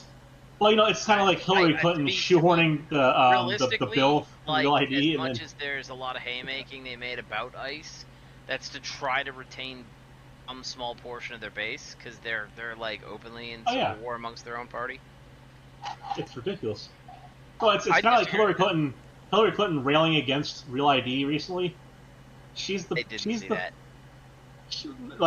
year. Not like recently, but like this year, railing against Real ID because we were pushing for Real ID because of the SAVE Act. She was saying, your Real ID hasn't even been implemented yet. Well, it's like, okay, well, let's go back in time a little bit. You were the reason why in 2015 or whatever we extended the extension that already existed to delay implementing Real ID for everyone because it was so hard to go to the DMV. And then before that, what happened? Oh, it was her that got the thing put into the law. So like she can shut the fuck up if she ever complains about the requirements of Real ID being so onerous, because she thought they were perfectly acceptable when she herself got it in the fucking law that was finally passed in the first place. All of that shit that Real ID requires you to do is because of her. It's truly amazing the creature that she is. Well, I mean, I don't think anybody's ever disagreed with that, right? Right. I'm just saying, like, this when you mentioned that they're the ones who made ICE happen, it's like, yeah, of course they are. Every other major hypocrisy of that nature. Yeah. Same well, deal. I mean, they are. I think that the Dems lost quite a bit of control under Biden, right? I think the activists really running his organization. It's all coalition building, right? There's 7 different factions. You have the gay race communists, the neocons, the libertarians, the progressives, the vice voters, the rhinos, the populists. Read that? What's that? I said the rhinos. Yeah, so the Lincoln Namble Project, those people. Yeah, there are a variety of different factions. You build a coalition, you send your coalition forward, and like the Democrats are trying to corral 2 groups of people that are very, very, very different. Yeah. Like we sat there. Listen to them. I remember when talking they tell you about who they this are in too. 2020. We're sitting there like, how the hell is it that they're planning on? Like they're not going to be able to maintain the classic liberals and the woke, right? Like that's just fundamentally those two groups are at odds with one another. Well, I guess I would say, like, listen to them when they tell you who they are. And I'm going to use Hassan Piker here because it's so convenient. And I do agree, he should be the face. When he sits there and screams things like, I hate the left, I hate the woke. Oh, yeah, no, he's perfect. And he says, I fucking hate liberals, like, at least once a show now. He's a pretty good example of the shitstorm coming in over the horizon. Yeah. And, like, between him and the slick, the greased, slick-haired guy, that is what he thinks he should be with Mamdani. You know, that's Hassan Piker is perpetually screaming, "It should have been me," at this point. Pretty much. But by the way, I don't know From if you one saw, thing like, to another. And look, it doesn't matter what your opinion is on Netanyahu. It's endlessly hilarious to me that a city mayor is sitting there giving addresses. You know, so he just posted out a statement with a post on X earlier, where he says Netanyahu is a war criminal, blah blah blah blah. Again, the Netanyahu stuff all separate. Whatever you think doesn't matter here. The funny part is Mamdani made that video. He's prancing about as if he is some large leader of the country. It's because he has the time on his hands. The faster New York City falls into a shit heap, the better for him in his agenda. So he can be hands off on this stuff. He can propose and push policies that hamstring the city and for what he wants to do next. It's very funny to see him sitting there posturing like he's a leader of the country. Politician. I agree. I think he's a good politician. I think he's a great politician. I think that he comes across. He does there's a lot of. I don't think he's necessarily as. I think we should send all of the illegal aliens to live with his family in Uganda at their compound. They have a multi-million-dollar compound there. I think he's technically an improvement over Newsom. Over Newsom? Yeah. You might be right. Yeah, I mean that's not a high bar. That's kind of a below sea level bar. So I got it, but I think. I think you might be right on that one. Sure. I think as a foil for whoever the Republicans have to push forward, I think that having Mamdani or Newsom would be fantastic. As an opponent. The most recent polling shows that it's going to be Kamala again. Right. Well, that's just. I'm all for it. That's great. I actually want to see her have. I mean, honestly, let's get Hassan in there as their press secretary. You know, let's do it up big. I want so bad. Hassan the prostitute. Have all of the time in the world to hit the campaign trail. I think that's a great thing. I want to see. I want to be entertained. Yes. A full year-long campaign for Kamala as president because I do not believe. Look where we are now. I would be there to do that. The wheels. We did not have enough time with her. The wheels on the bus, Steve. The bus wheels. Yes. The wheels on that bus that can be found on other buses, because many buses have wheels. But these bus wheels, they go round, but not only do they go round, Steve. They go round and round. The wheels on the bus, Steve, on this bus and other buses, because many buses have wheels, Steve, they go round and round. I'm all for it. I'm all for it. Me too. Hashtag me too. We did not have enough time. I was never going to vote for her, and I'm still never going to vote for her. But we did not have enough time to truly appreciate a Kamala Harris presidency run back.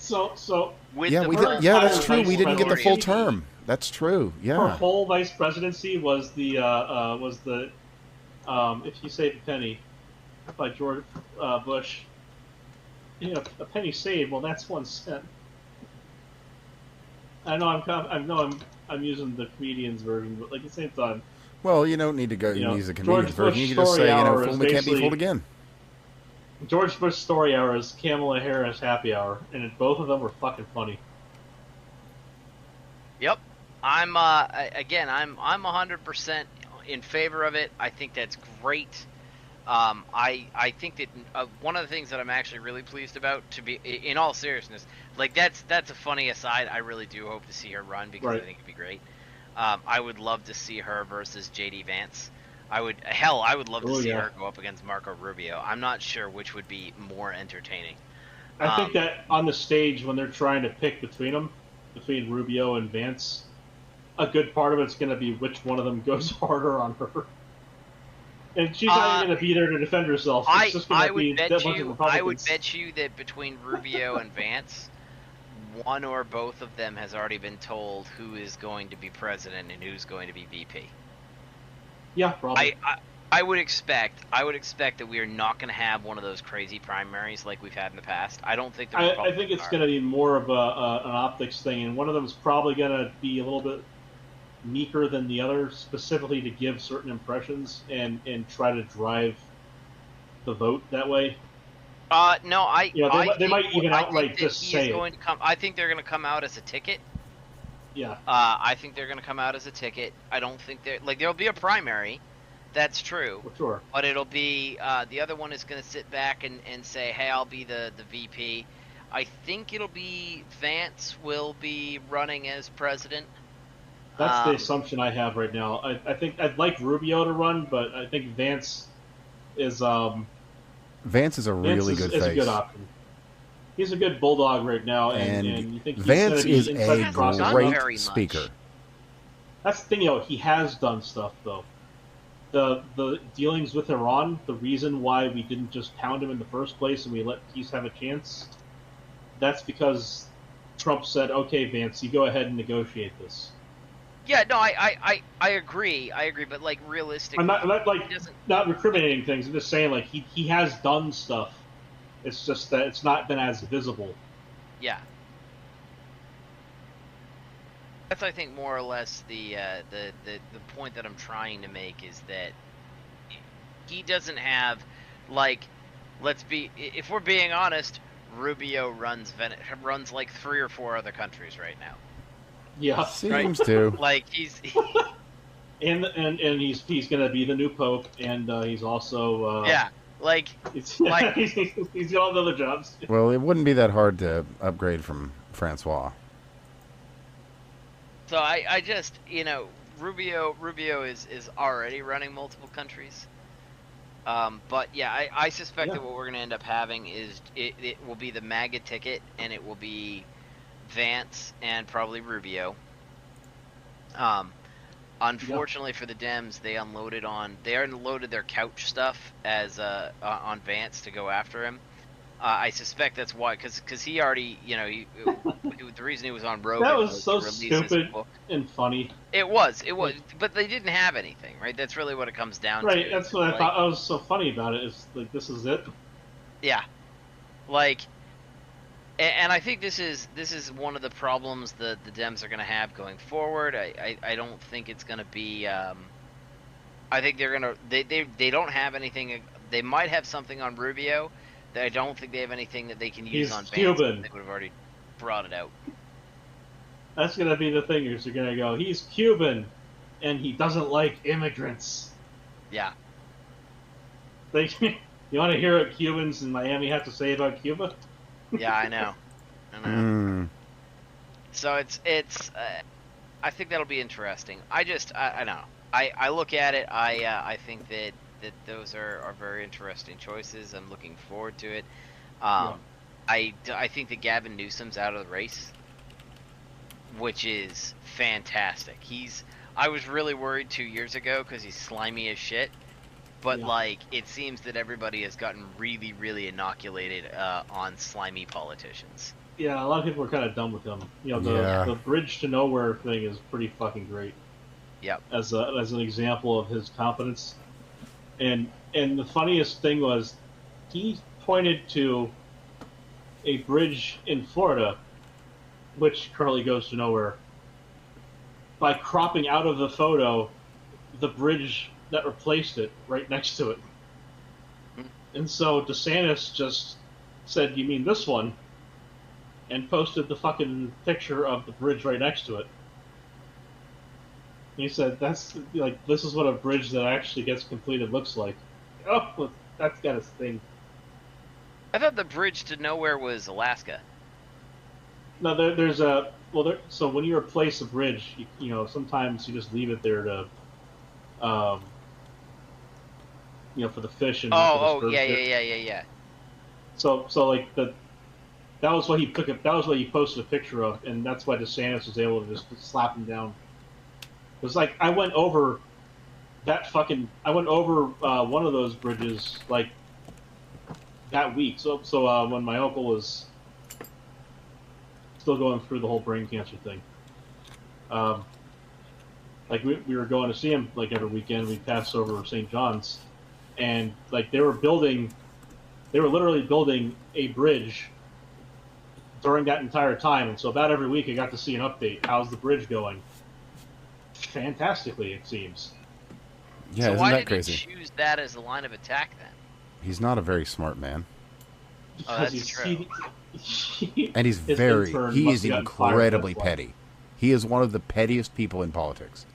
Which, yes, I realize that is quite the statement. But honestly, he absolutely seems to be. So he picked that because it was probably his intern who picked it. And you gotta keep in mind, people who live in California don't live in Florida. So, I mean, one, they're stupid, but two, they're also far away from the things you're talking about. So I don't hold it like fully against whatever 19-year-old probably did that post, but big mistake, optics wise. In any event, yeah, I think Newsom has so thoroughly fucked up his public profile. I think he's probably going to have to take a turn or two in the background and either clean up California for real and like do the good faith effort to get that kind of recognition again, or something. He might just get when he leaves office. Now, that said, Steve Hilton might come in, and we might just see the end of Gavin Newsom as a politician. We will not, unfortunately, see the end of Gavin Newsom in politics. I can guarantee you that. But Steve Hilton comes in, we might see him, try and step down a bit again. We'll see what happens with Spencer. Because, like I said before, if Spencer doesn't win mayor, he's going to win governor. He actually might be, a cabinet pick, depending on how. Realistically, I could see of. Steve Hilton putting him in as just straight up vice governor. Well, there's that possibility, but I'm thinking like if it's a Vance Rubio ticket, like they might pull Spencer for a cabinet position and get him into I don't federal. think they'll. No, he won't get cabinet. He's Spencer made a splash. He made a possibility at all. Yeah, no, I don't think so. Well, he's continuing. He's the one who's working with. He's not going to contribute significantly to the campaign. Well, he's right now the one who's working with the feds to figure out the whole homeless people doing a ballot. Yeah, and if that succeeds, that'll be a whole different thing. That's the angle I'm going on as to why he might be in a position to be hit up. But again, right?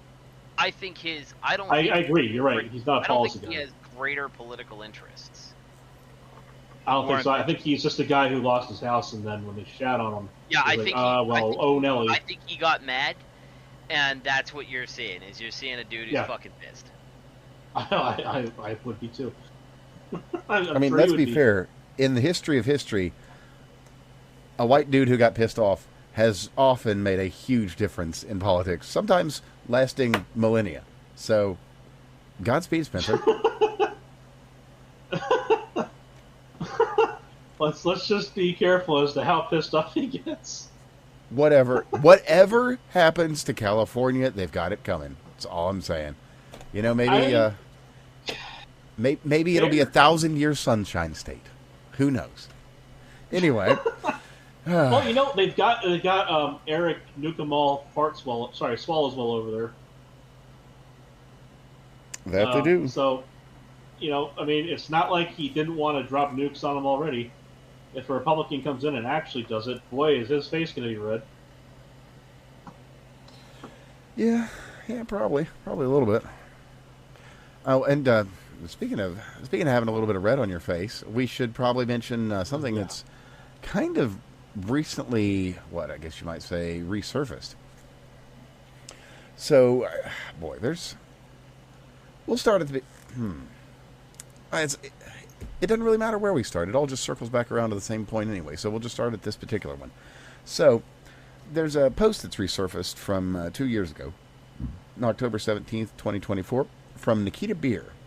Now, there's a lot of folks who are complaining about Nikita's moderation efforts, which, to be fair, there is a lot to complain about.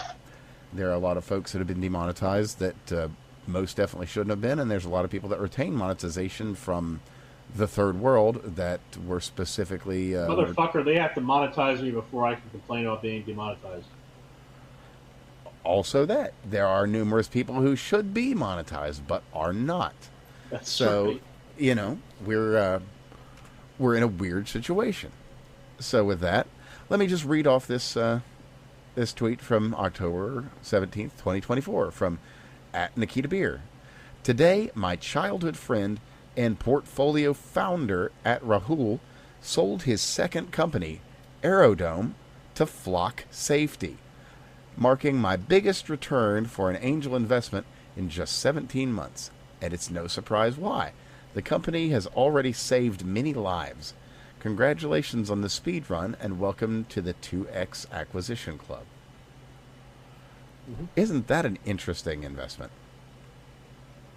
Well, I mean, I could see that being a thing back then. Flock was kind of taken off. Oh, well, and back then, too, people didn't quite know exactly what all they were signing into when it came to Flock. Speaking of Palantir,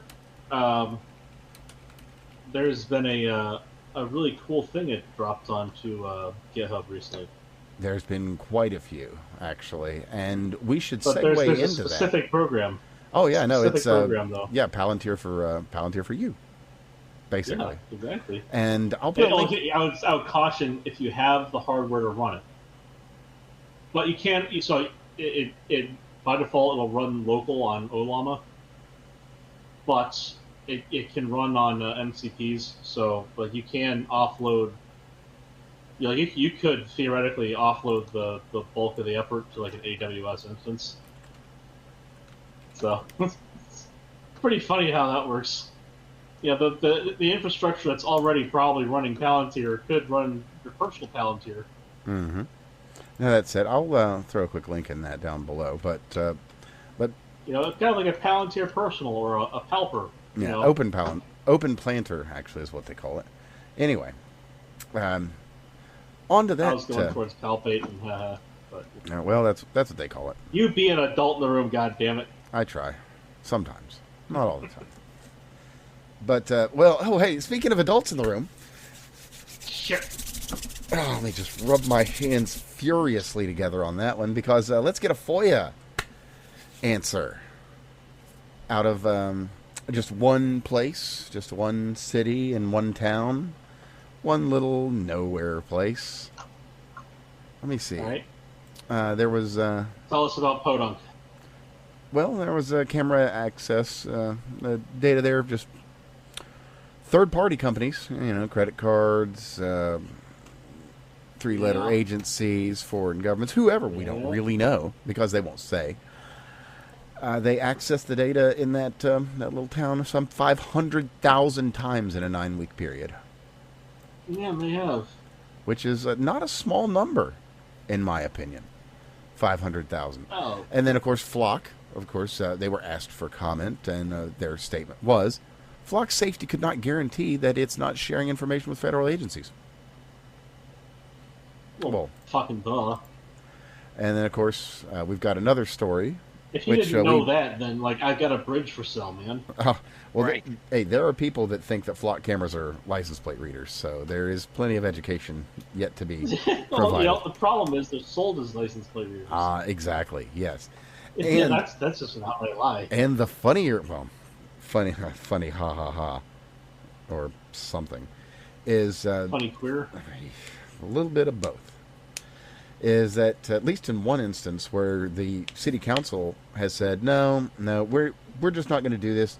Go ahead and take them down. We're just not going to use those. They said, no, don't worry about that. While you figure out what your final decision is, we're going to go ahead and leave them turned on, and we'll just pay for them. And they'll be on and running, and whatever. Yep. Until you figure out what you need to figure out. That of course being. If I was a city that had those flock cameras up, I would turn around to Flock and tell them, not only are you going to pay for them, but you're going to pay us to keep them here, or we're going to take them down for you. That would be. And then when they balk at that, I would then turn around and say, okay, take the cameras down, and you're going to pay us for the trouble. I think that would be a very funny. Approach. I think that would be a very funny thing because they wouldn't have shit to say about it. It's not positive. Now, because the moment that happens once, that will happen everywhere. Now, on that, on the same note of having an adult in the room, because of course, it was going to get there. It was going to get there. So as of last year, September 30th, 2025, one of the vice presidents of Flock used his account to log into the Flock system and look at a camera. One camera. Yep. One camera in their 400 camera network that they had at that time. Uh-huh. Would you like to guess where that camera was located? His wife's bedroom? No. That's far too innocuous, sir. It's like a child's gymnastics thing. Oh, you know exactly what I'm talking about. Yes, exactly. There was a Flock camera outside that was in the area of a children's gymnastics area. And, well, it was pointed at that area of children in, leotards and shorts and such, stretching and moving around and, bending over and all of those things. And so he spent a lot of time looking at that. He did. So the problem that you had when I saw this story, and obviously, like, the Flock cameras thing is a big story. The question ultimately comes down to is there other context, right? Like, there is. It was a sales demo. And they quote, part of authorized activity approved under the city's demo partner agreement. What more questions do you need? Well, like, was he looking at his kids? Like, I have, so at work, we have a heavily restricted iPhone, but it does have the app that my child cares on. Mm-hmm. And so I honestly, like, I turn around and I'm watching my kid all day long. I'm watching a camera in a room with a bunch of other kids, but I'm really just trying to figure out which one's mine. Well, that's fair, but, so, like, if it's his kid, if it's a friend's kid that asked him to like, look on it, like, that's the thing is, I'm not saying that it's all justified. I'm just saying that there of the potential innocent explanations, there's probably more potential innocent explanations than there are malevolent ones. Could be.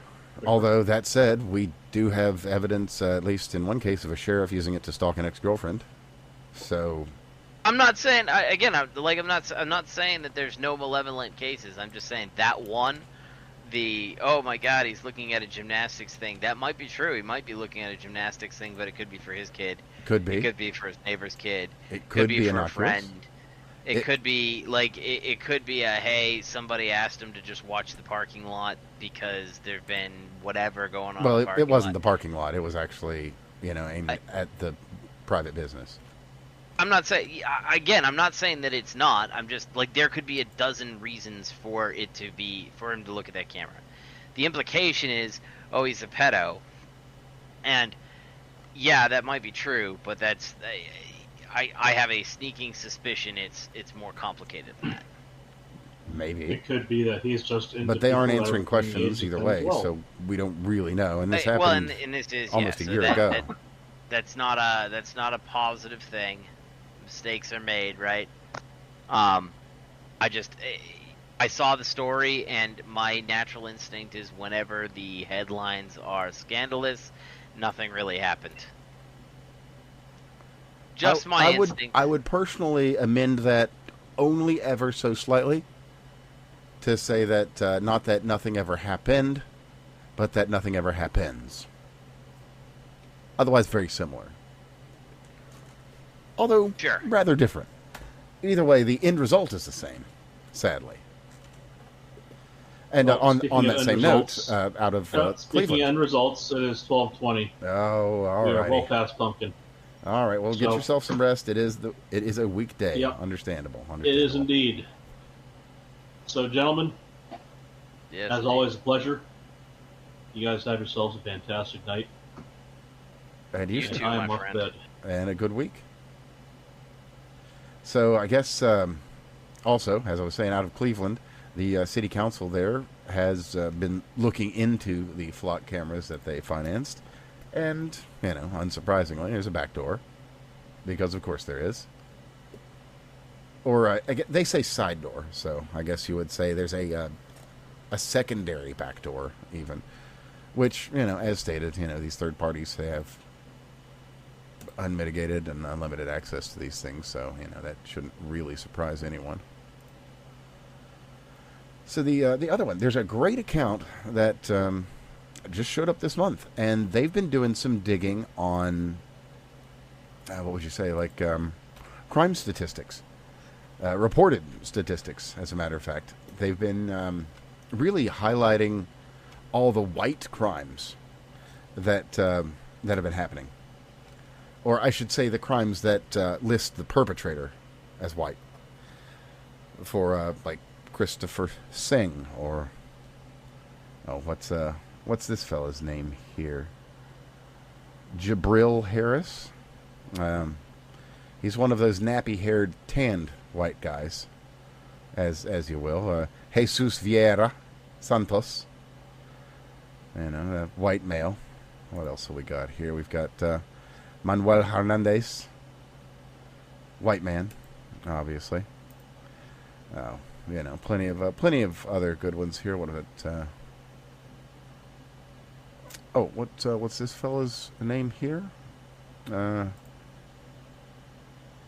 goodness, they don't have the fella's name. Well, he's obviously a white guy, despite the fact that he looks like he's from India. I'm sure he's not. Oh, how the hell do you even say that? Amit Kumar Menvar, of course, white man, obviously, very, very white name. Harshit Bagla, again, very white. Mahesh Vinkata Saikola, of course, traveling to meet a minor, sexual battery, obviously a very, very white name. Cosme So Katamax the problem that you have Domingo. is I saw somebody actually explain this. Mm-hmm. Not saying it's a great explanation. Just saying I saw it. I know exactly where you're going with this, and I go right ahead, please do, because people need to hear this. So the explanation is that the police. Oh no, did I lose you? Oh no, what terrible timing. Well, so what he was about to say there is that the way that a lot of this is done is there. Can you hear me? Oh, you're back. Sorry Cool. about that. Yeah, but you were going to say basically how the coding is done, how the entries are put in the system. It has anybody who's ever had to fill out a database and drop down fields, there's a default field, and the default field for race is white. And so if they don't have the information, or they haven't looked it up, or they don't feel like entering it, it just automatically defaults to white. So it could very well be just pure negligence, but it could also not be. And we don't really know for sure, but we do know that the numbers are pretty fucking staggering.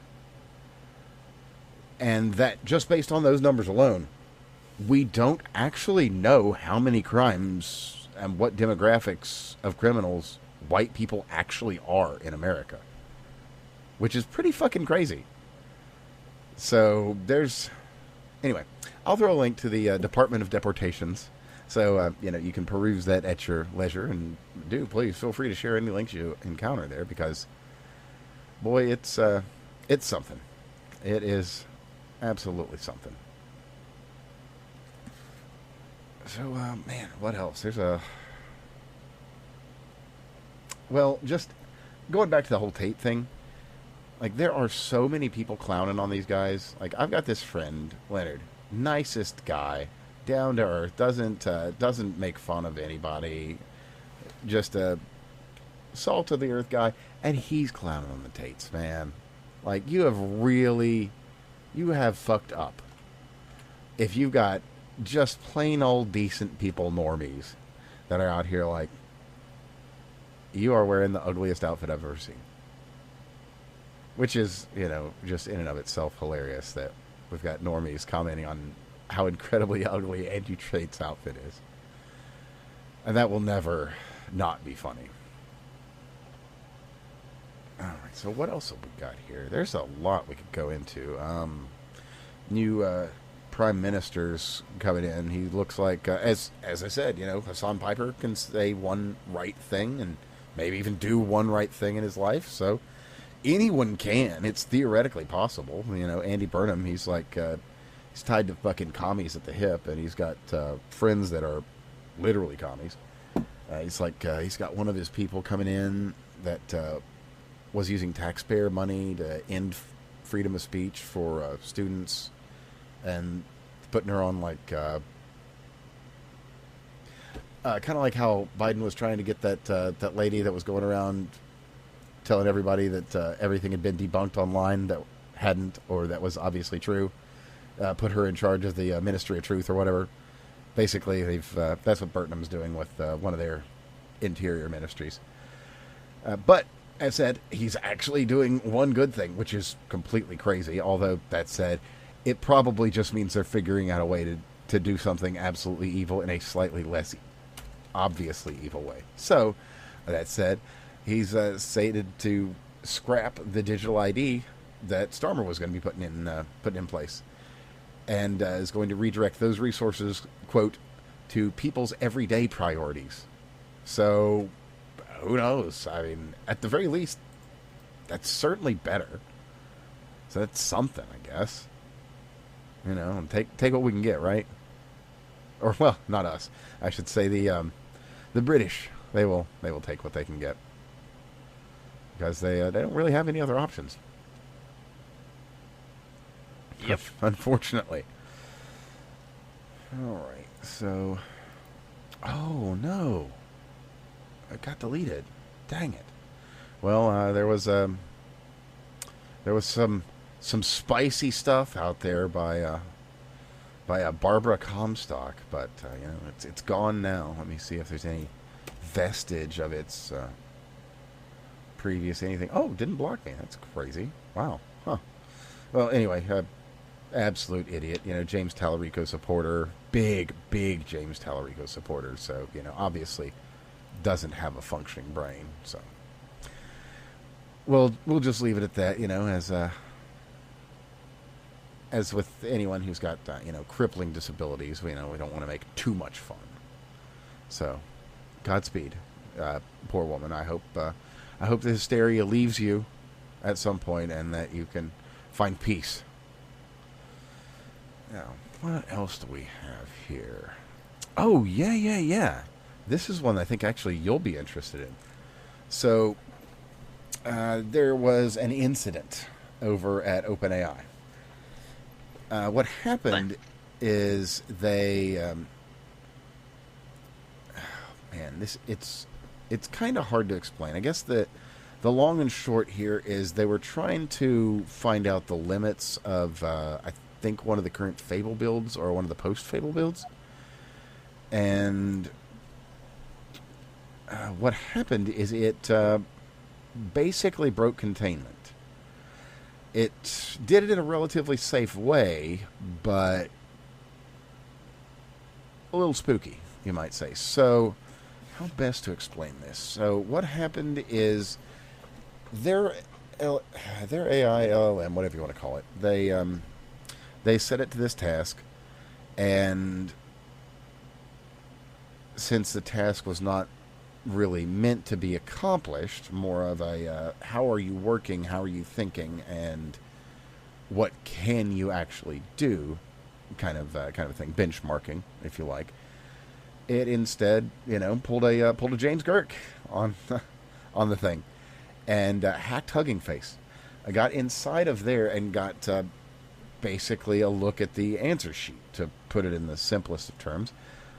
They had to use other LLMs and an open weighted model, an open source model, I believe, as a matter of fact, to actually detect what was going on and fight back against it.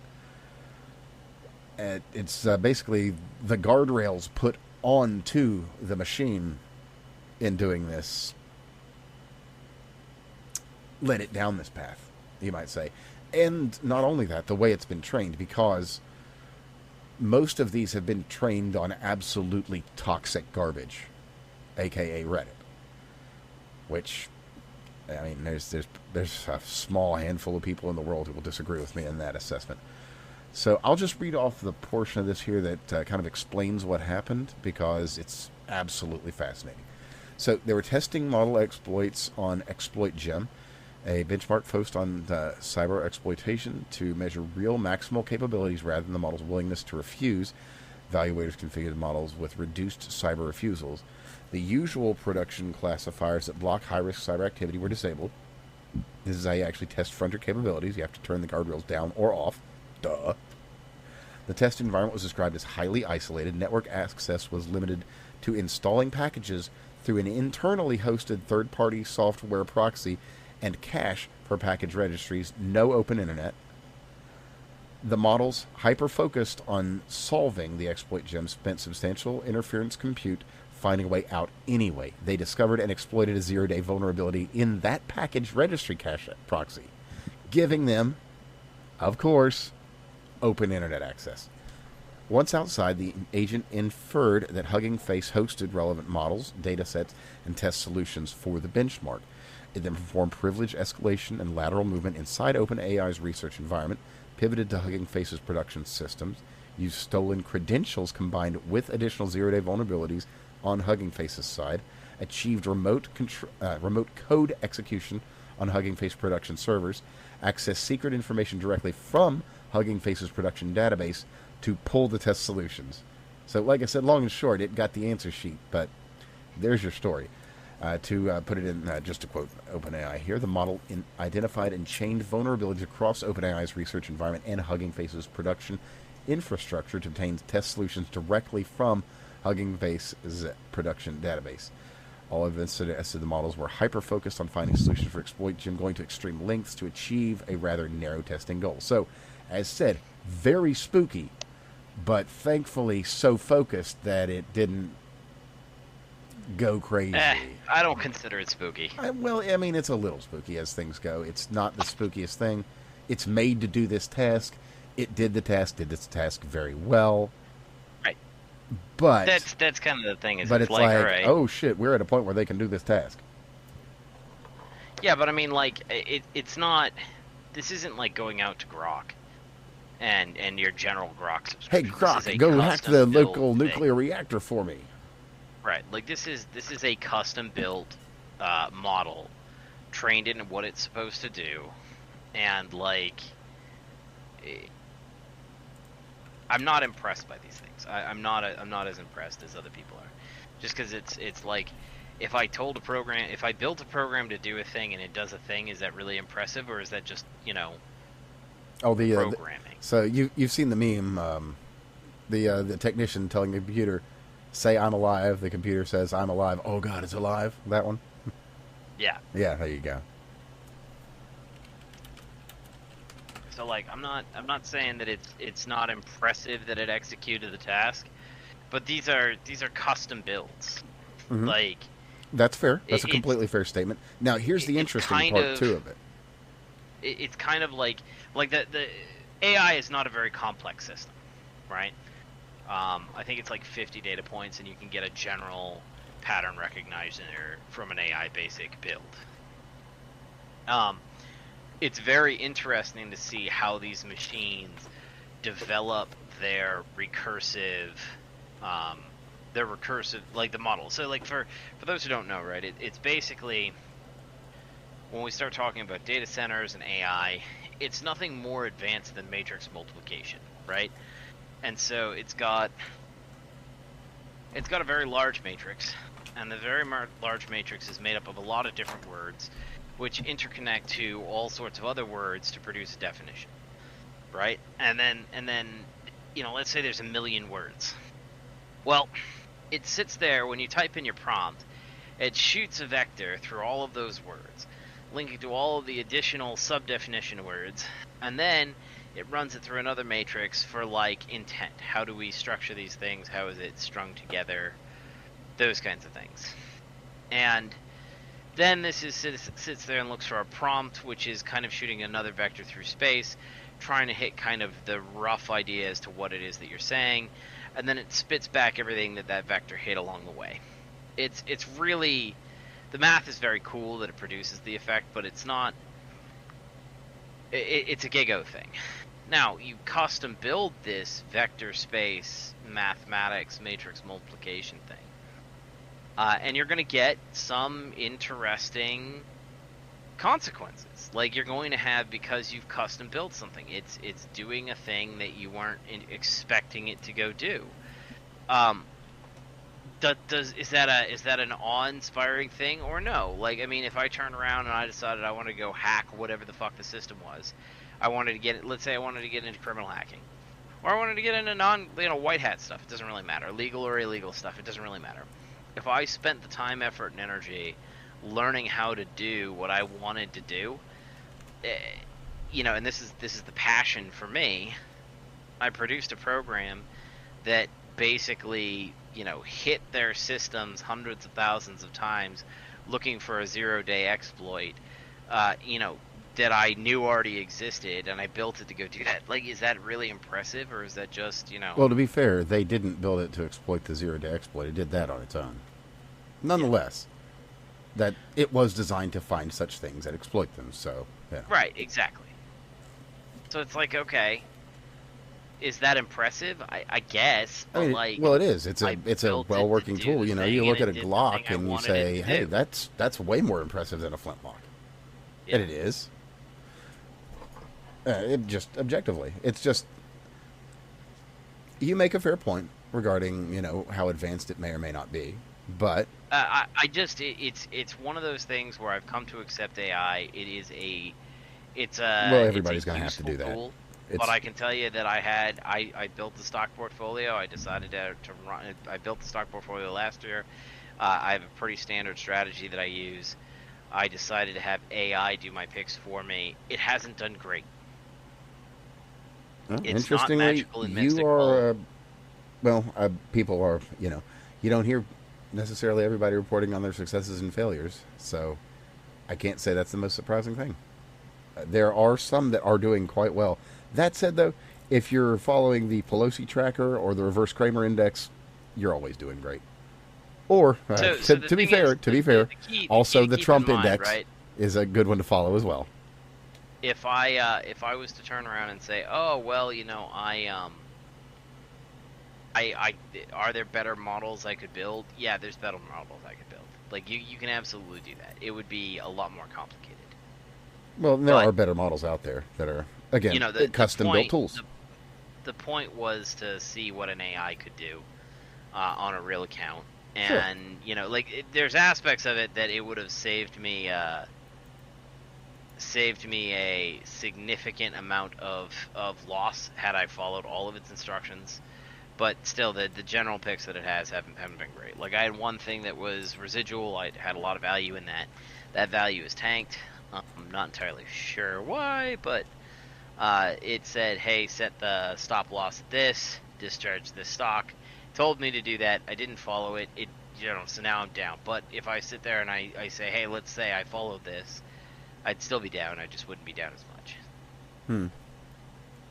So I'm not saying, like, again, I'm just, it doesn't solve the problem for you. If your strategy is not good, if your approach is not amazing. Now, that said, the vibe code side of things is starting to legitimately get there. Like, vibe coding is getting dangerously good. Just case in point, or not case in point, it's just a fact of things. But that actually makes sense, because that's the one area where a language model is going to absolutely shine. the more words and phrases it knows of that language and how they interact with each other, the better. And, well, computer programming is just raw language. So it's genuinely probably one of the best modern applications for LLMs and AIs in general. But anyway, kind of not exactly moving on, but the other side of that I was wanting to tell you about is how Hugging Face defended. And that was, in fact, not using these closed models. It was, as said, open source AI models that they had on their own servers. They were able to contain and investigate the breach using their own internal tools that are open source and can be updated, investigated, whatever, by just you and me, anyway. And honestly, I like it. I think it's cool that they're able to actually defend against these incredibly advanced tools with other advanced tools, in this case, open source ones, which is genuinely pretty cool. But I'll throw another link here. A good account to follow if you're just interested in kind of the goings-on with AI and things. Brian Rommel. And just a secondary follow-up on that, kind of stating what I had said. His words are, let me just scroll up here, the sewage child, why the OpenAI model hacked Hugging Face and why training data is the root cause. Which, as said, it was trained on garbage, which I wouldn't necessarily disagree.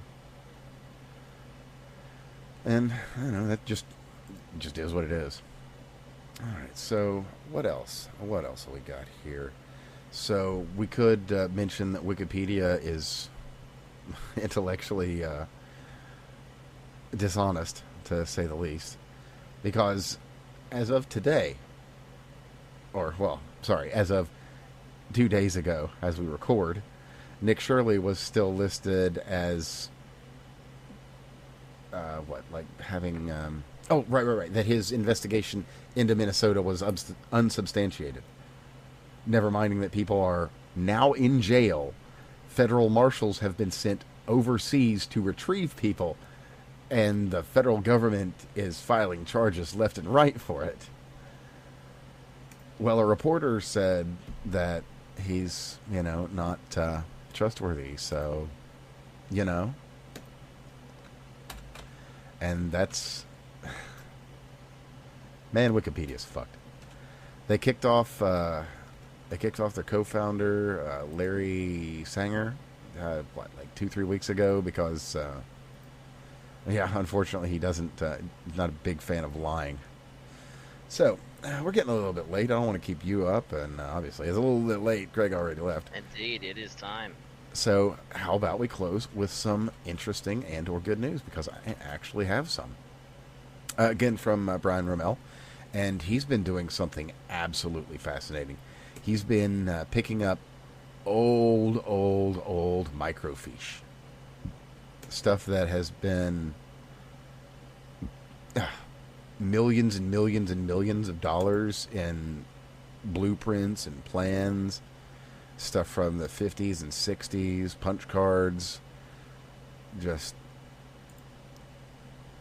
he's got pages and pages, and it's like, hey, I just picked up another 100 pounds of these cards, or I got 300 pounds. Now that's funny. Here, just reading from one group of 300 cards show a report on remote viewing I have not seen before. So, isn't that funny? Oh, it's got the diagrams that the remote viewer actually drew of the target. Reminder, leave your description in the link below, in wherever you find this.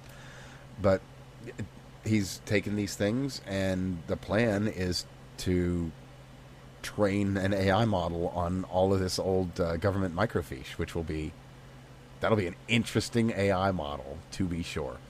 I'll go ahead and find his most recent one, and he basically just nests the previous entries basically as a quote tweet, so you'll be able to kind of look over just how much of that. Like, his most recent haul was 317 pounds of microfiche from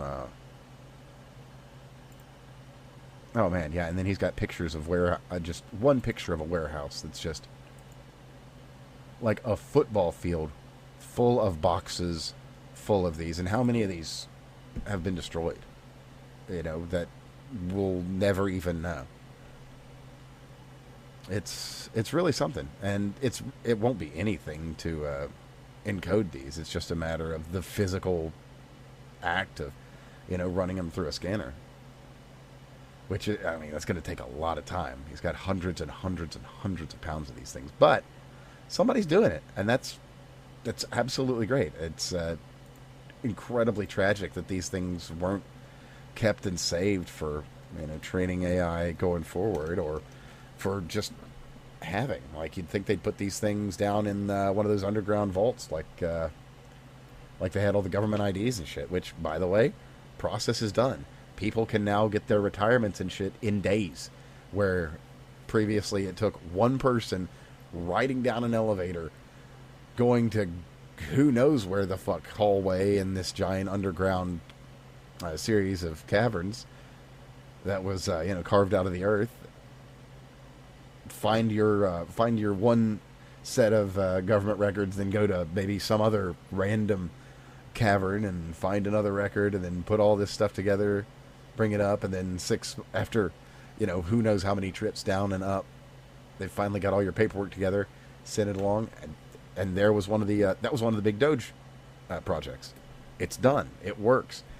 Government employees can just retire like normal employees now. You finish your job, you don't have to wait 6 months. Apparently, the longest wait times now are like up to 2 weeks if they're absolutely slammed, and prior to that, it was like you could be waiting up to 2-3 years. I've even heard horror stories. So hey, good stuff. Now, what else have we got here? We've got a deleted flock safety tweet that was quoted by Phoenix Ammunition, which flock fexing on finding someone that shot a gun. Mind you, the person fired a gun at someone that was trying to kill them and was doing the right thing, as it were. Anyway, good news. Let's close this out with a little bit more, because I've actually got a couple of noteworthy good stories. All right, let me hop down to my bottom of my list here. Let's first visit the man-made horrors, because they are real, and either they're horrors or they are the inevitable march of progress. So I'll just read off this Brian Johnson tweet here. I just cloned myself as a newborn. Let you process that a moment. Anyway, with this clone, I can't become my own blood boy, test therapies on the clone, grow organs for transplantation, develop new treatments, inject young cells. This baby Brian lives in a petri dish for now. It's maybe scary to some people, a dystopian future. But for others, they will see it as the inevitable future of health. Clinical trials are already using this technology to restore dopamine neurons for Parkinson's, heart health, and eyesight. Yada, yada, yada. There's more here. I'll throw a link down to that below. But, there are some people that are absolutely horrified by the concept of this. But realistically, this is just where medicine is going. Well, so let's be a little bit clear about that. Mm-hmm. What makes people horrified is the idea that, there was I think there was a movie, I think it was called The Island, where... There have been a few, but yeah, the Schwarzenegger one. I can't remember what it is. No, you're right. I think it was. It was, if nothing else, it was about an island and had Arnold Schwarzenegger as one of these. Yeah, and the short version was that they had human beings that didn't know why they were there, and they were basically, they were in storage for organs. And when the old rich people of the world needed their organs, they went and harvested their clones. That's what scares people, right? Like, sitting there... So the media is scaring people about technology? Boy, I've never heard that story before. Yeah. Huh. But I think it's a reasonable concern. Well, so are three-eyed fish in Springfield. But at the same time, it's like... if I could turn around and take stem cells and find a way to mutate them into whatever organs I need them to be. That's a really good one, actually. There's just been some work on that. So, perfect example. Because there was, in in the person that was actually reviewing the work. They were like, well, if you do this too... Well, anyway, long and short is they took some skin cells and activated the stem cells therein, basically turned them back, and they functioned just like skin cells. I think it was like a 70-year-old person. They functioned like a 30-year-old person's skin cells. So they repaired faster. The collagen was more robust. They, it was a young person's skin as opposed to an old person's skin. And then the negative portion of that being, now, but if you go too far back, then those cells will forget what they are, and they'll just be basic blank stem cells. Well, yeah, duh, no shit. You don't rewind the cassette all the way back until the fucking tape runs out. Duh. So as you say, it's people that are making these comments, maybe not even necessarily out of ignorance, just they don't even know that they're ignorant. Perhaps. Well, I would actually offer that there's been a whole lot of biotech that gone off the rails lately. It was an interesting intellectual... bioethics was an interesting exercise in the early 2000s. Now it's a real question, right? And Eco Health Alliance, Peter Daszak, yeah. Well, that's your case in point. I'm more into I think that we should live test dangerous things, but more along the lines of consider, for instance, the trans stuff, right? That's a good bioethics question. Just because we can do certain things, does that mean we should do those things? Right? Where does that boundary lie? How many children do we have to sexually mutilate before we know that it's not a good idea to do so, right? Or could we just run on maybe it's not a good idea to do that? Right. So I think there's a place for bioethics. I think there's a place for caution.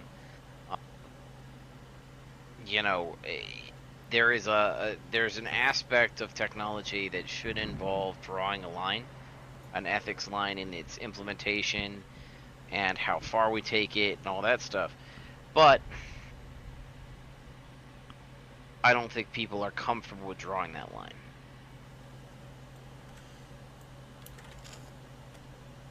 Well, that's fair. That's fair.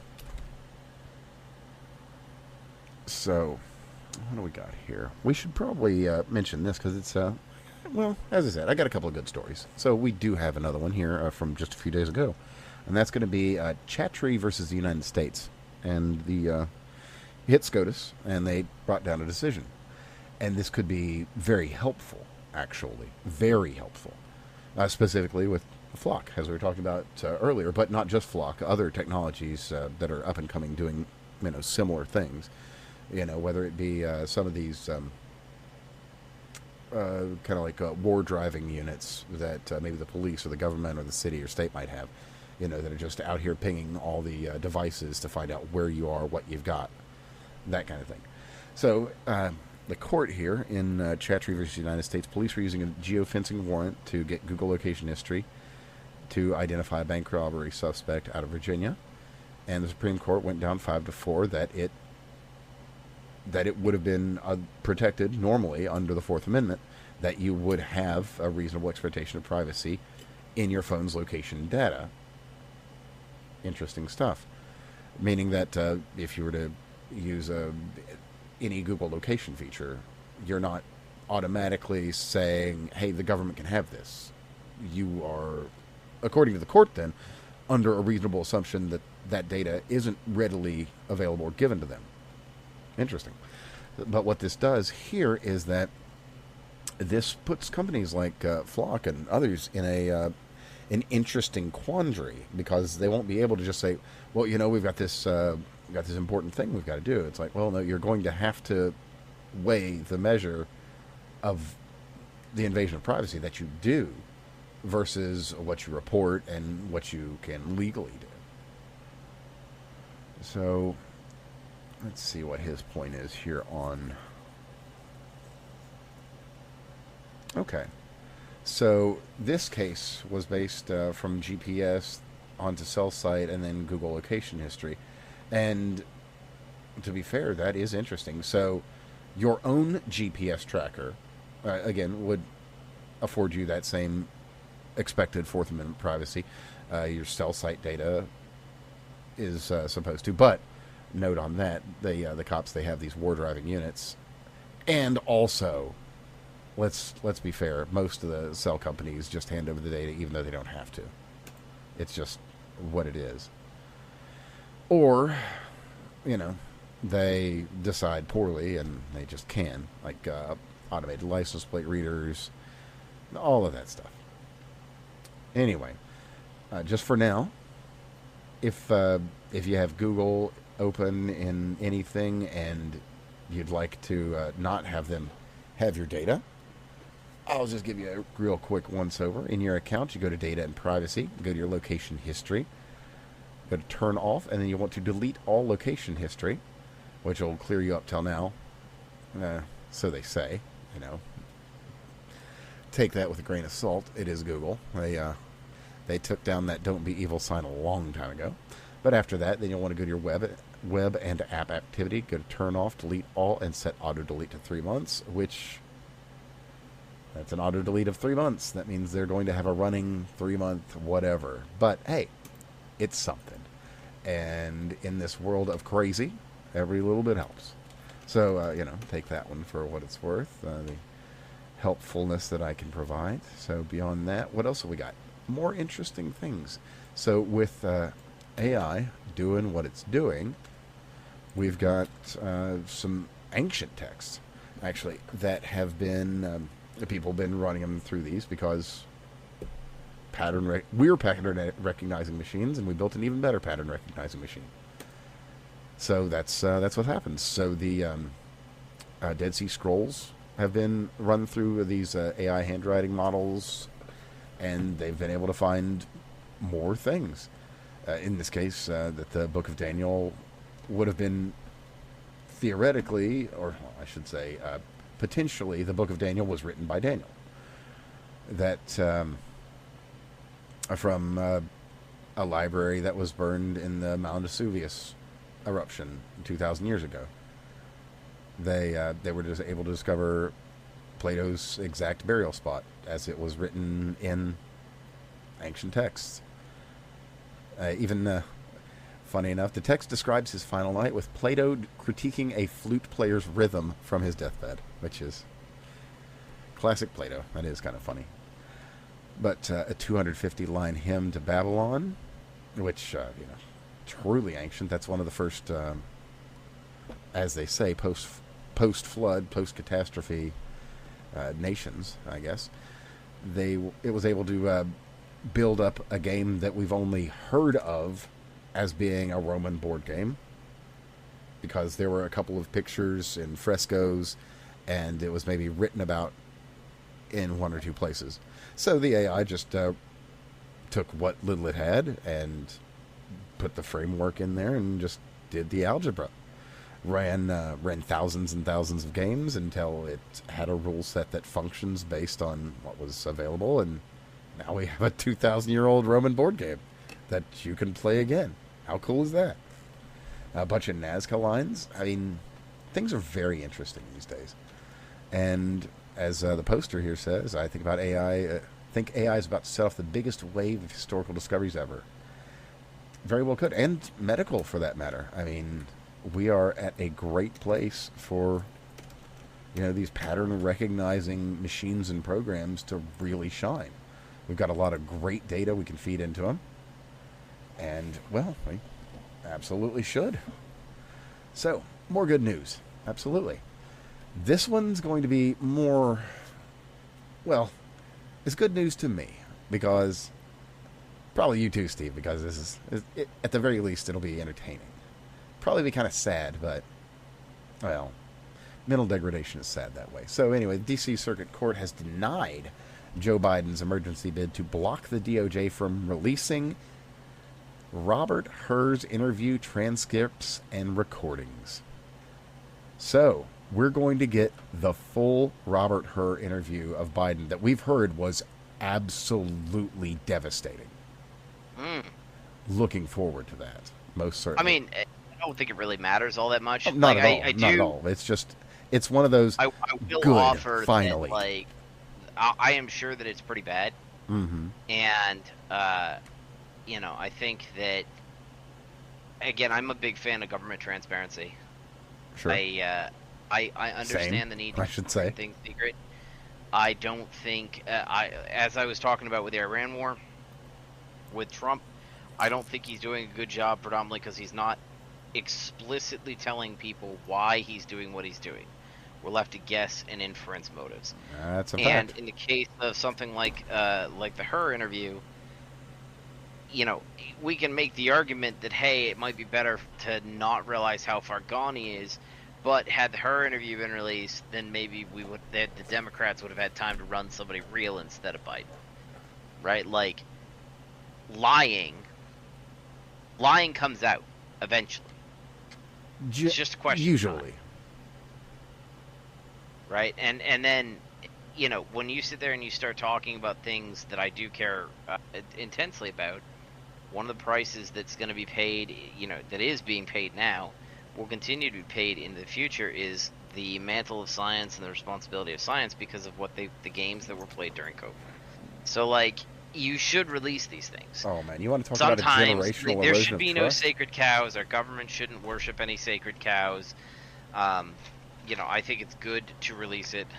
I think we should have released it, and I think it might have actually, had they released it earlier, and the Democrats might have been able to have their reckoning sooner, and maybe we would have had a better 2024 election. Mayhap.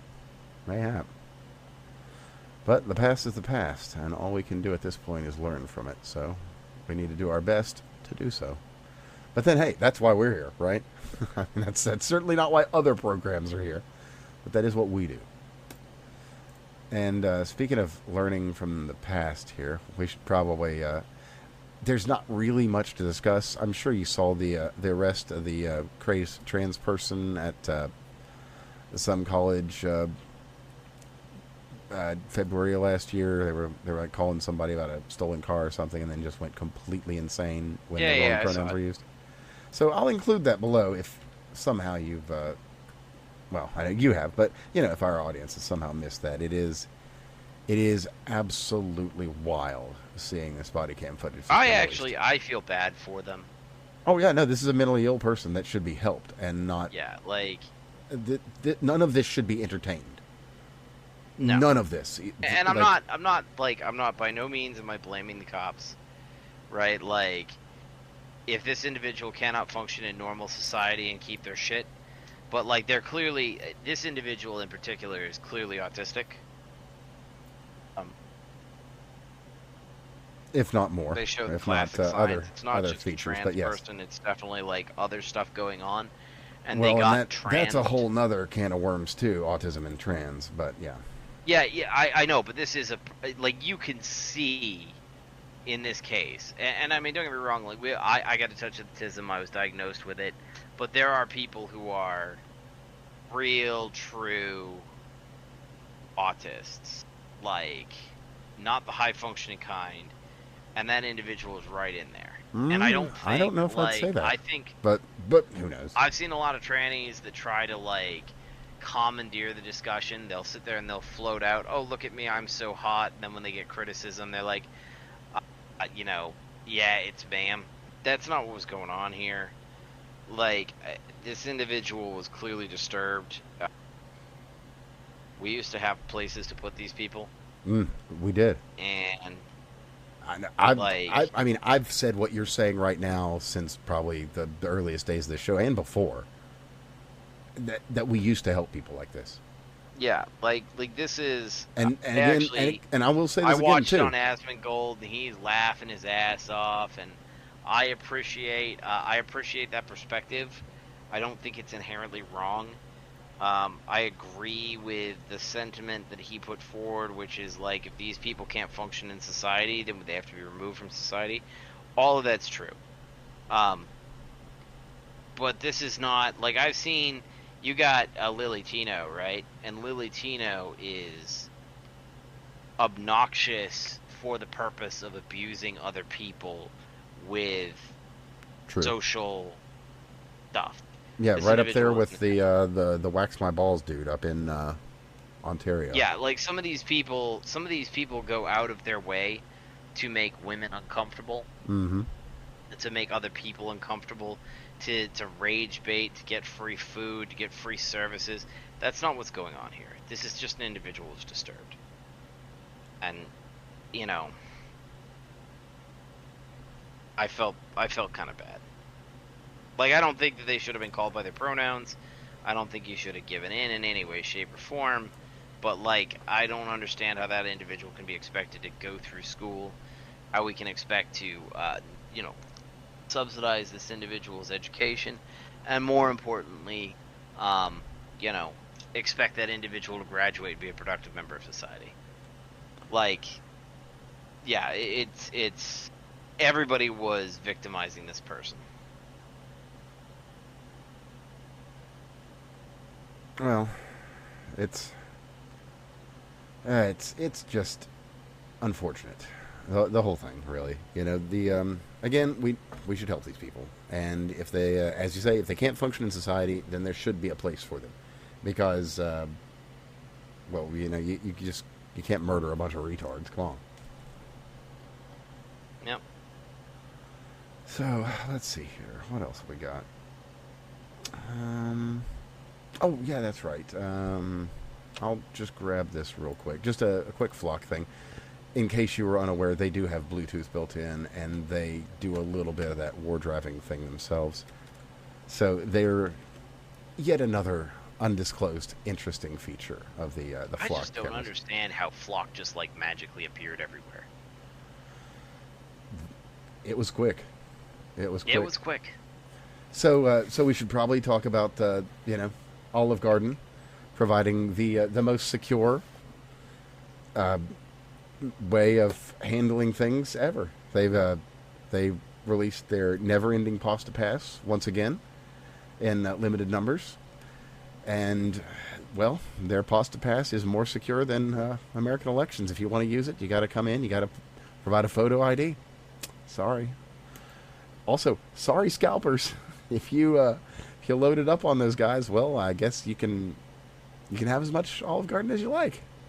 Good luck. The other. So we've got 3 cases now headed up to SCOTUS regarding mini and varied, quote, assault weapon bans.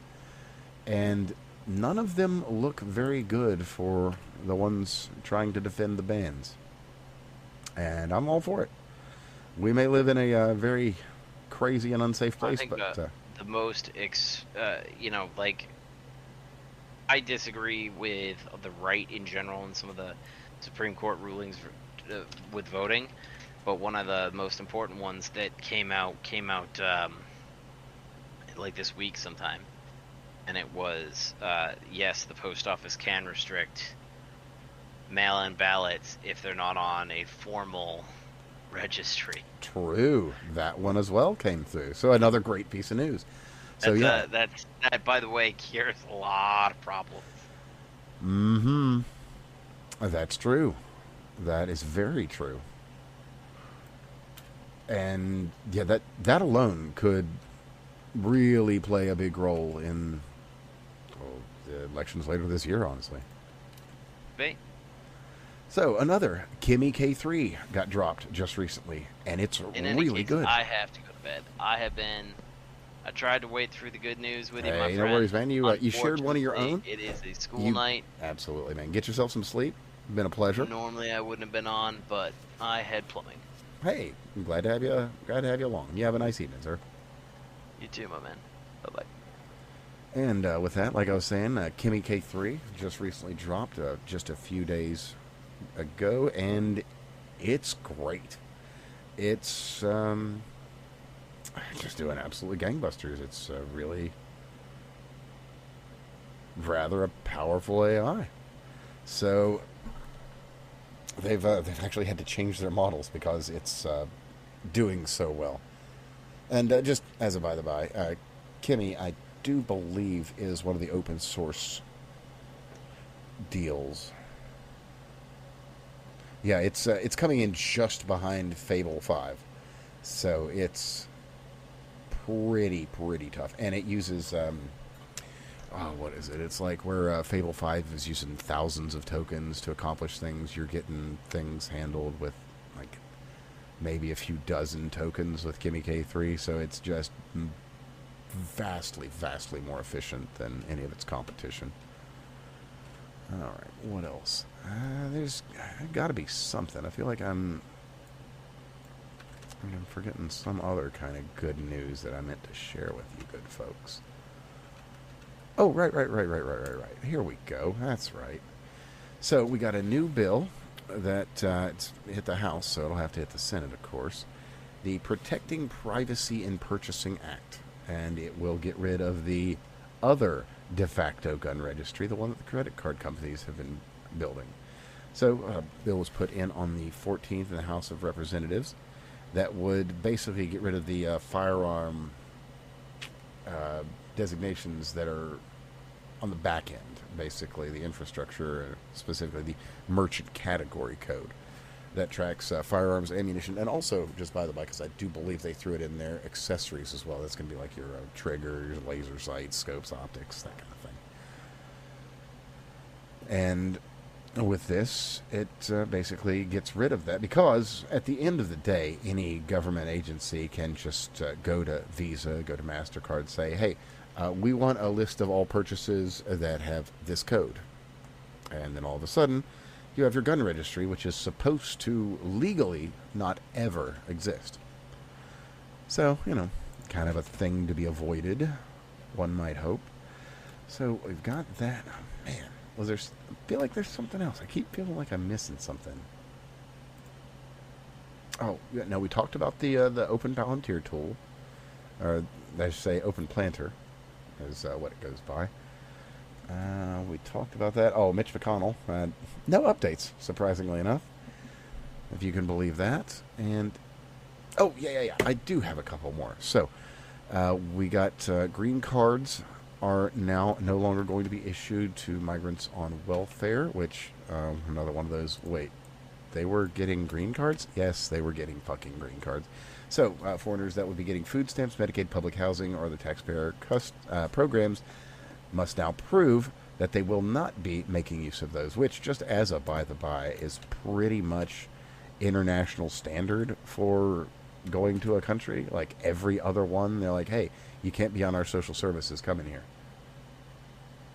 Except for England and America. Curious. Curiouser and curiouser, even. Anyway, yeah, I've got one more on top of that out of Ammo Land. And that is... Oh, wait, no, that's... Oh, this is the actual bill. Okay, so it's H.R. 1181.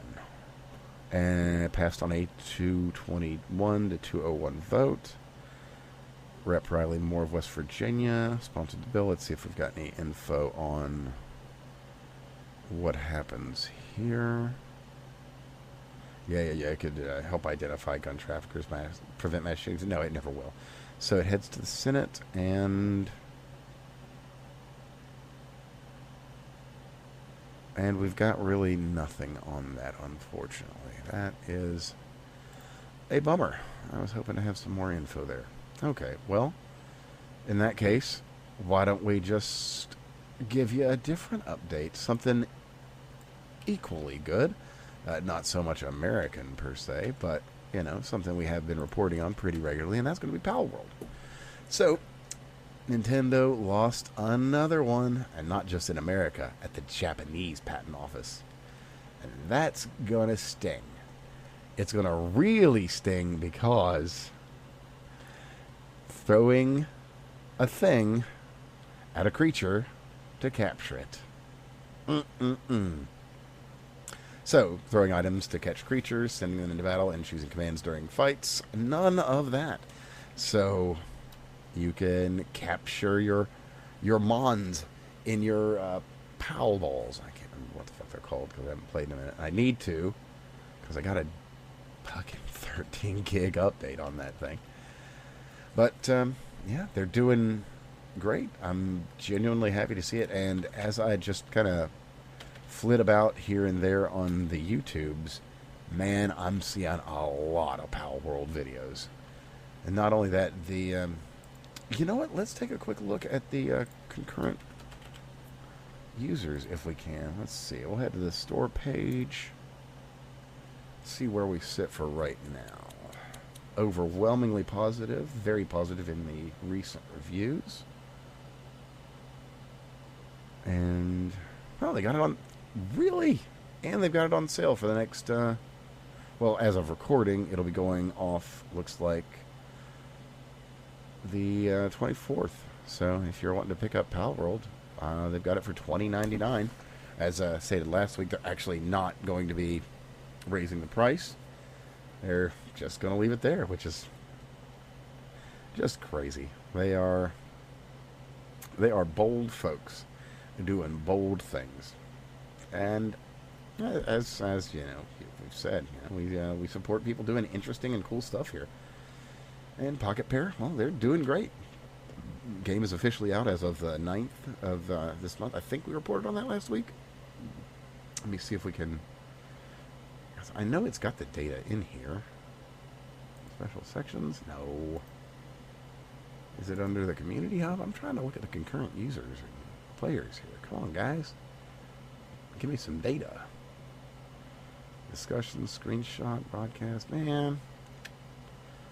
Oh, well. Don't have concurrent users. It is what it is. But they're doing great. They've got a bunch of... Oh, there we go. As of this exact moment... view stats. Here we go. Global achievements. No. Have I got any really good ones? Oh, hey, I got the 40 nodes. There we go. Anyway, as of right now, 499,854 at a 1 a.m. Eastern Standard. 1 a.m. on a Wednesday morning. That's pretty good, man. Gonna have the Euros starting to roll in here in just a minute. They're doing great. Oh, what have we here?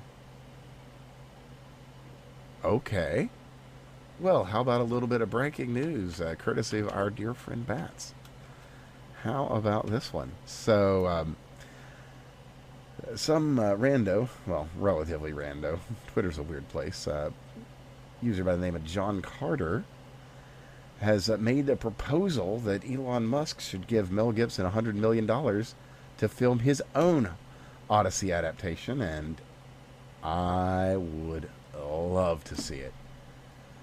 Doing it in the original ancient Greek with the kind of sing-songy dialogue. Boy, that'd be wild. I'm totally down. Thanks for sharing that, Bats. I will drop that link in the show links. That's a hell of a way to close us out. Right on, dude.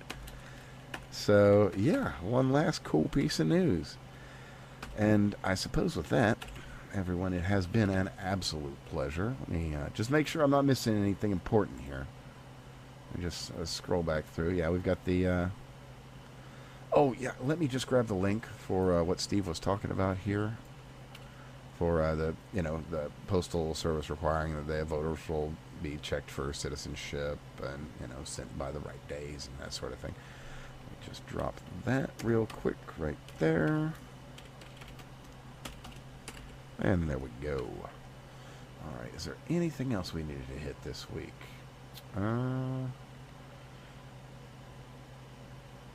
Yeah, not really. I mean, there's the Canadian lady that slapped somebody and, is getting sent back home. Surprise, surprise. Man. Not really. Not really. Oh, well, it's worth mentioning. Not so much Nancy, in this case Paul Pelosi, had another of his incidents. He was out drinking, unsurprisingly, and driving his Maserati, and smashed himself into a Tesla. Smashed it up right good, even.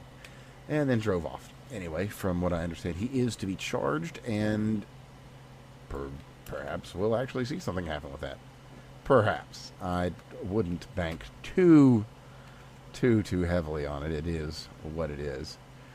But like I was telling you earlier, let me just drop the... I'll grab the link here, because Bats actually has one that he gave us for a Reuters article on it.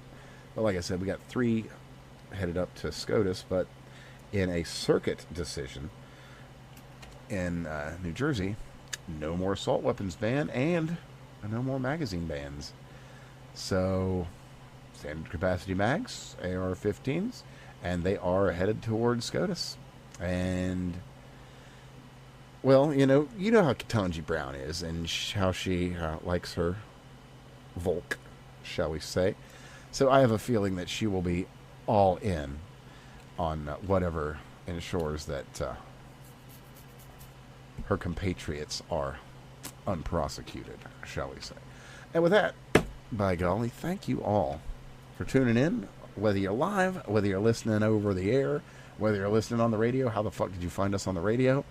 Whether you're listening through Spotify or Apple, iTunes, what have you. We're on most of the places. Anyway, as stated in the very beginning, what does the person look like? The person you must focus on is not of an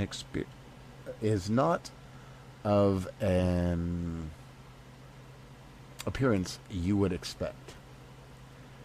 Leave your description in the comments. And with that, I'm Evan at That Fake Guy Dan. Just signed off a moment ago. Our friend Steve at Ratman720, and of course Craig at CraigBob99. Again, thank you kindly. Make sure and leave your thoughts in the comment. Leave a like, subscribe if you're not. Share the links around. Do all the things. It is, after all, at the hands of the good listeners and all of you listeners and viewers as well, that things happen as they happen. So thanks for being here. See you again real soon. Be safe out there in this crazy old world.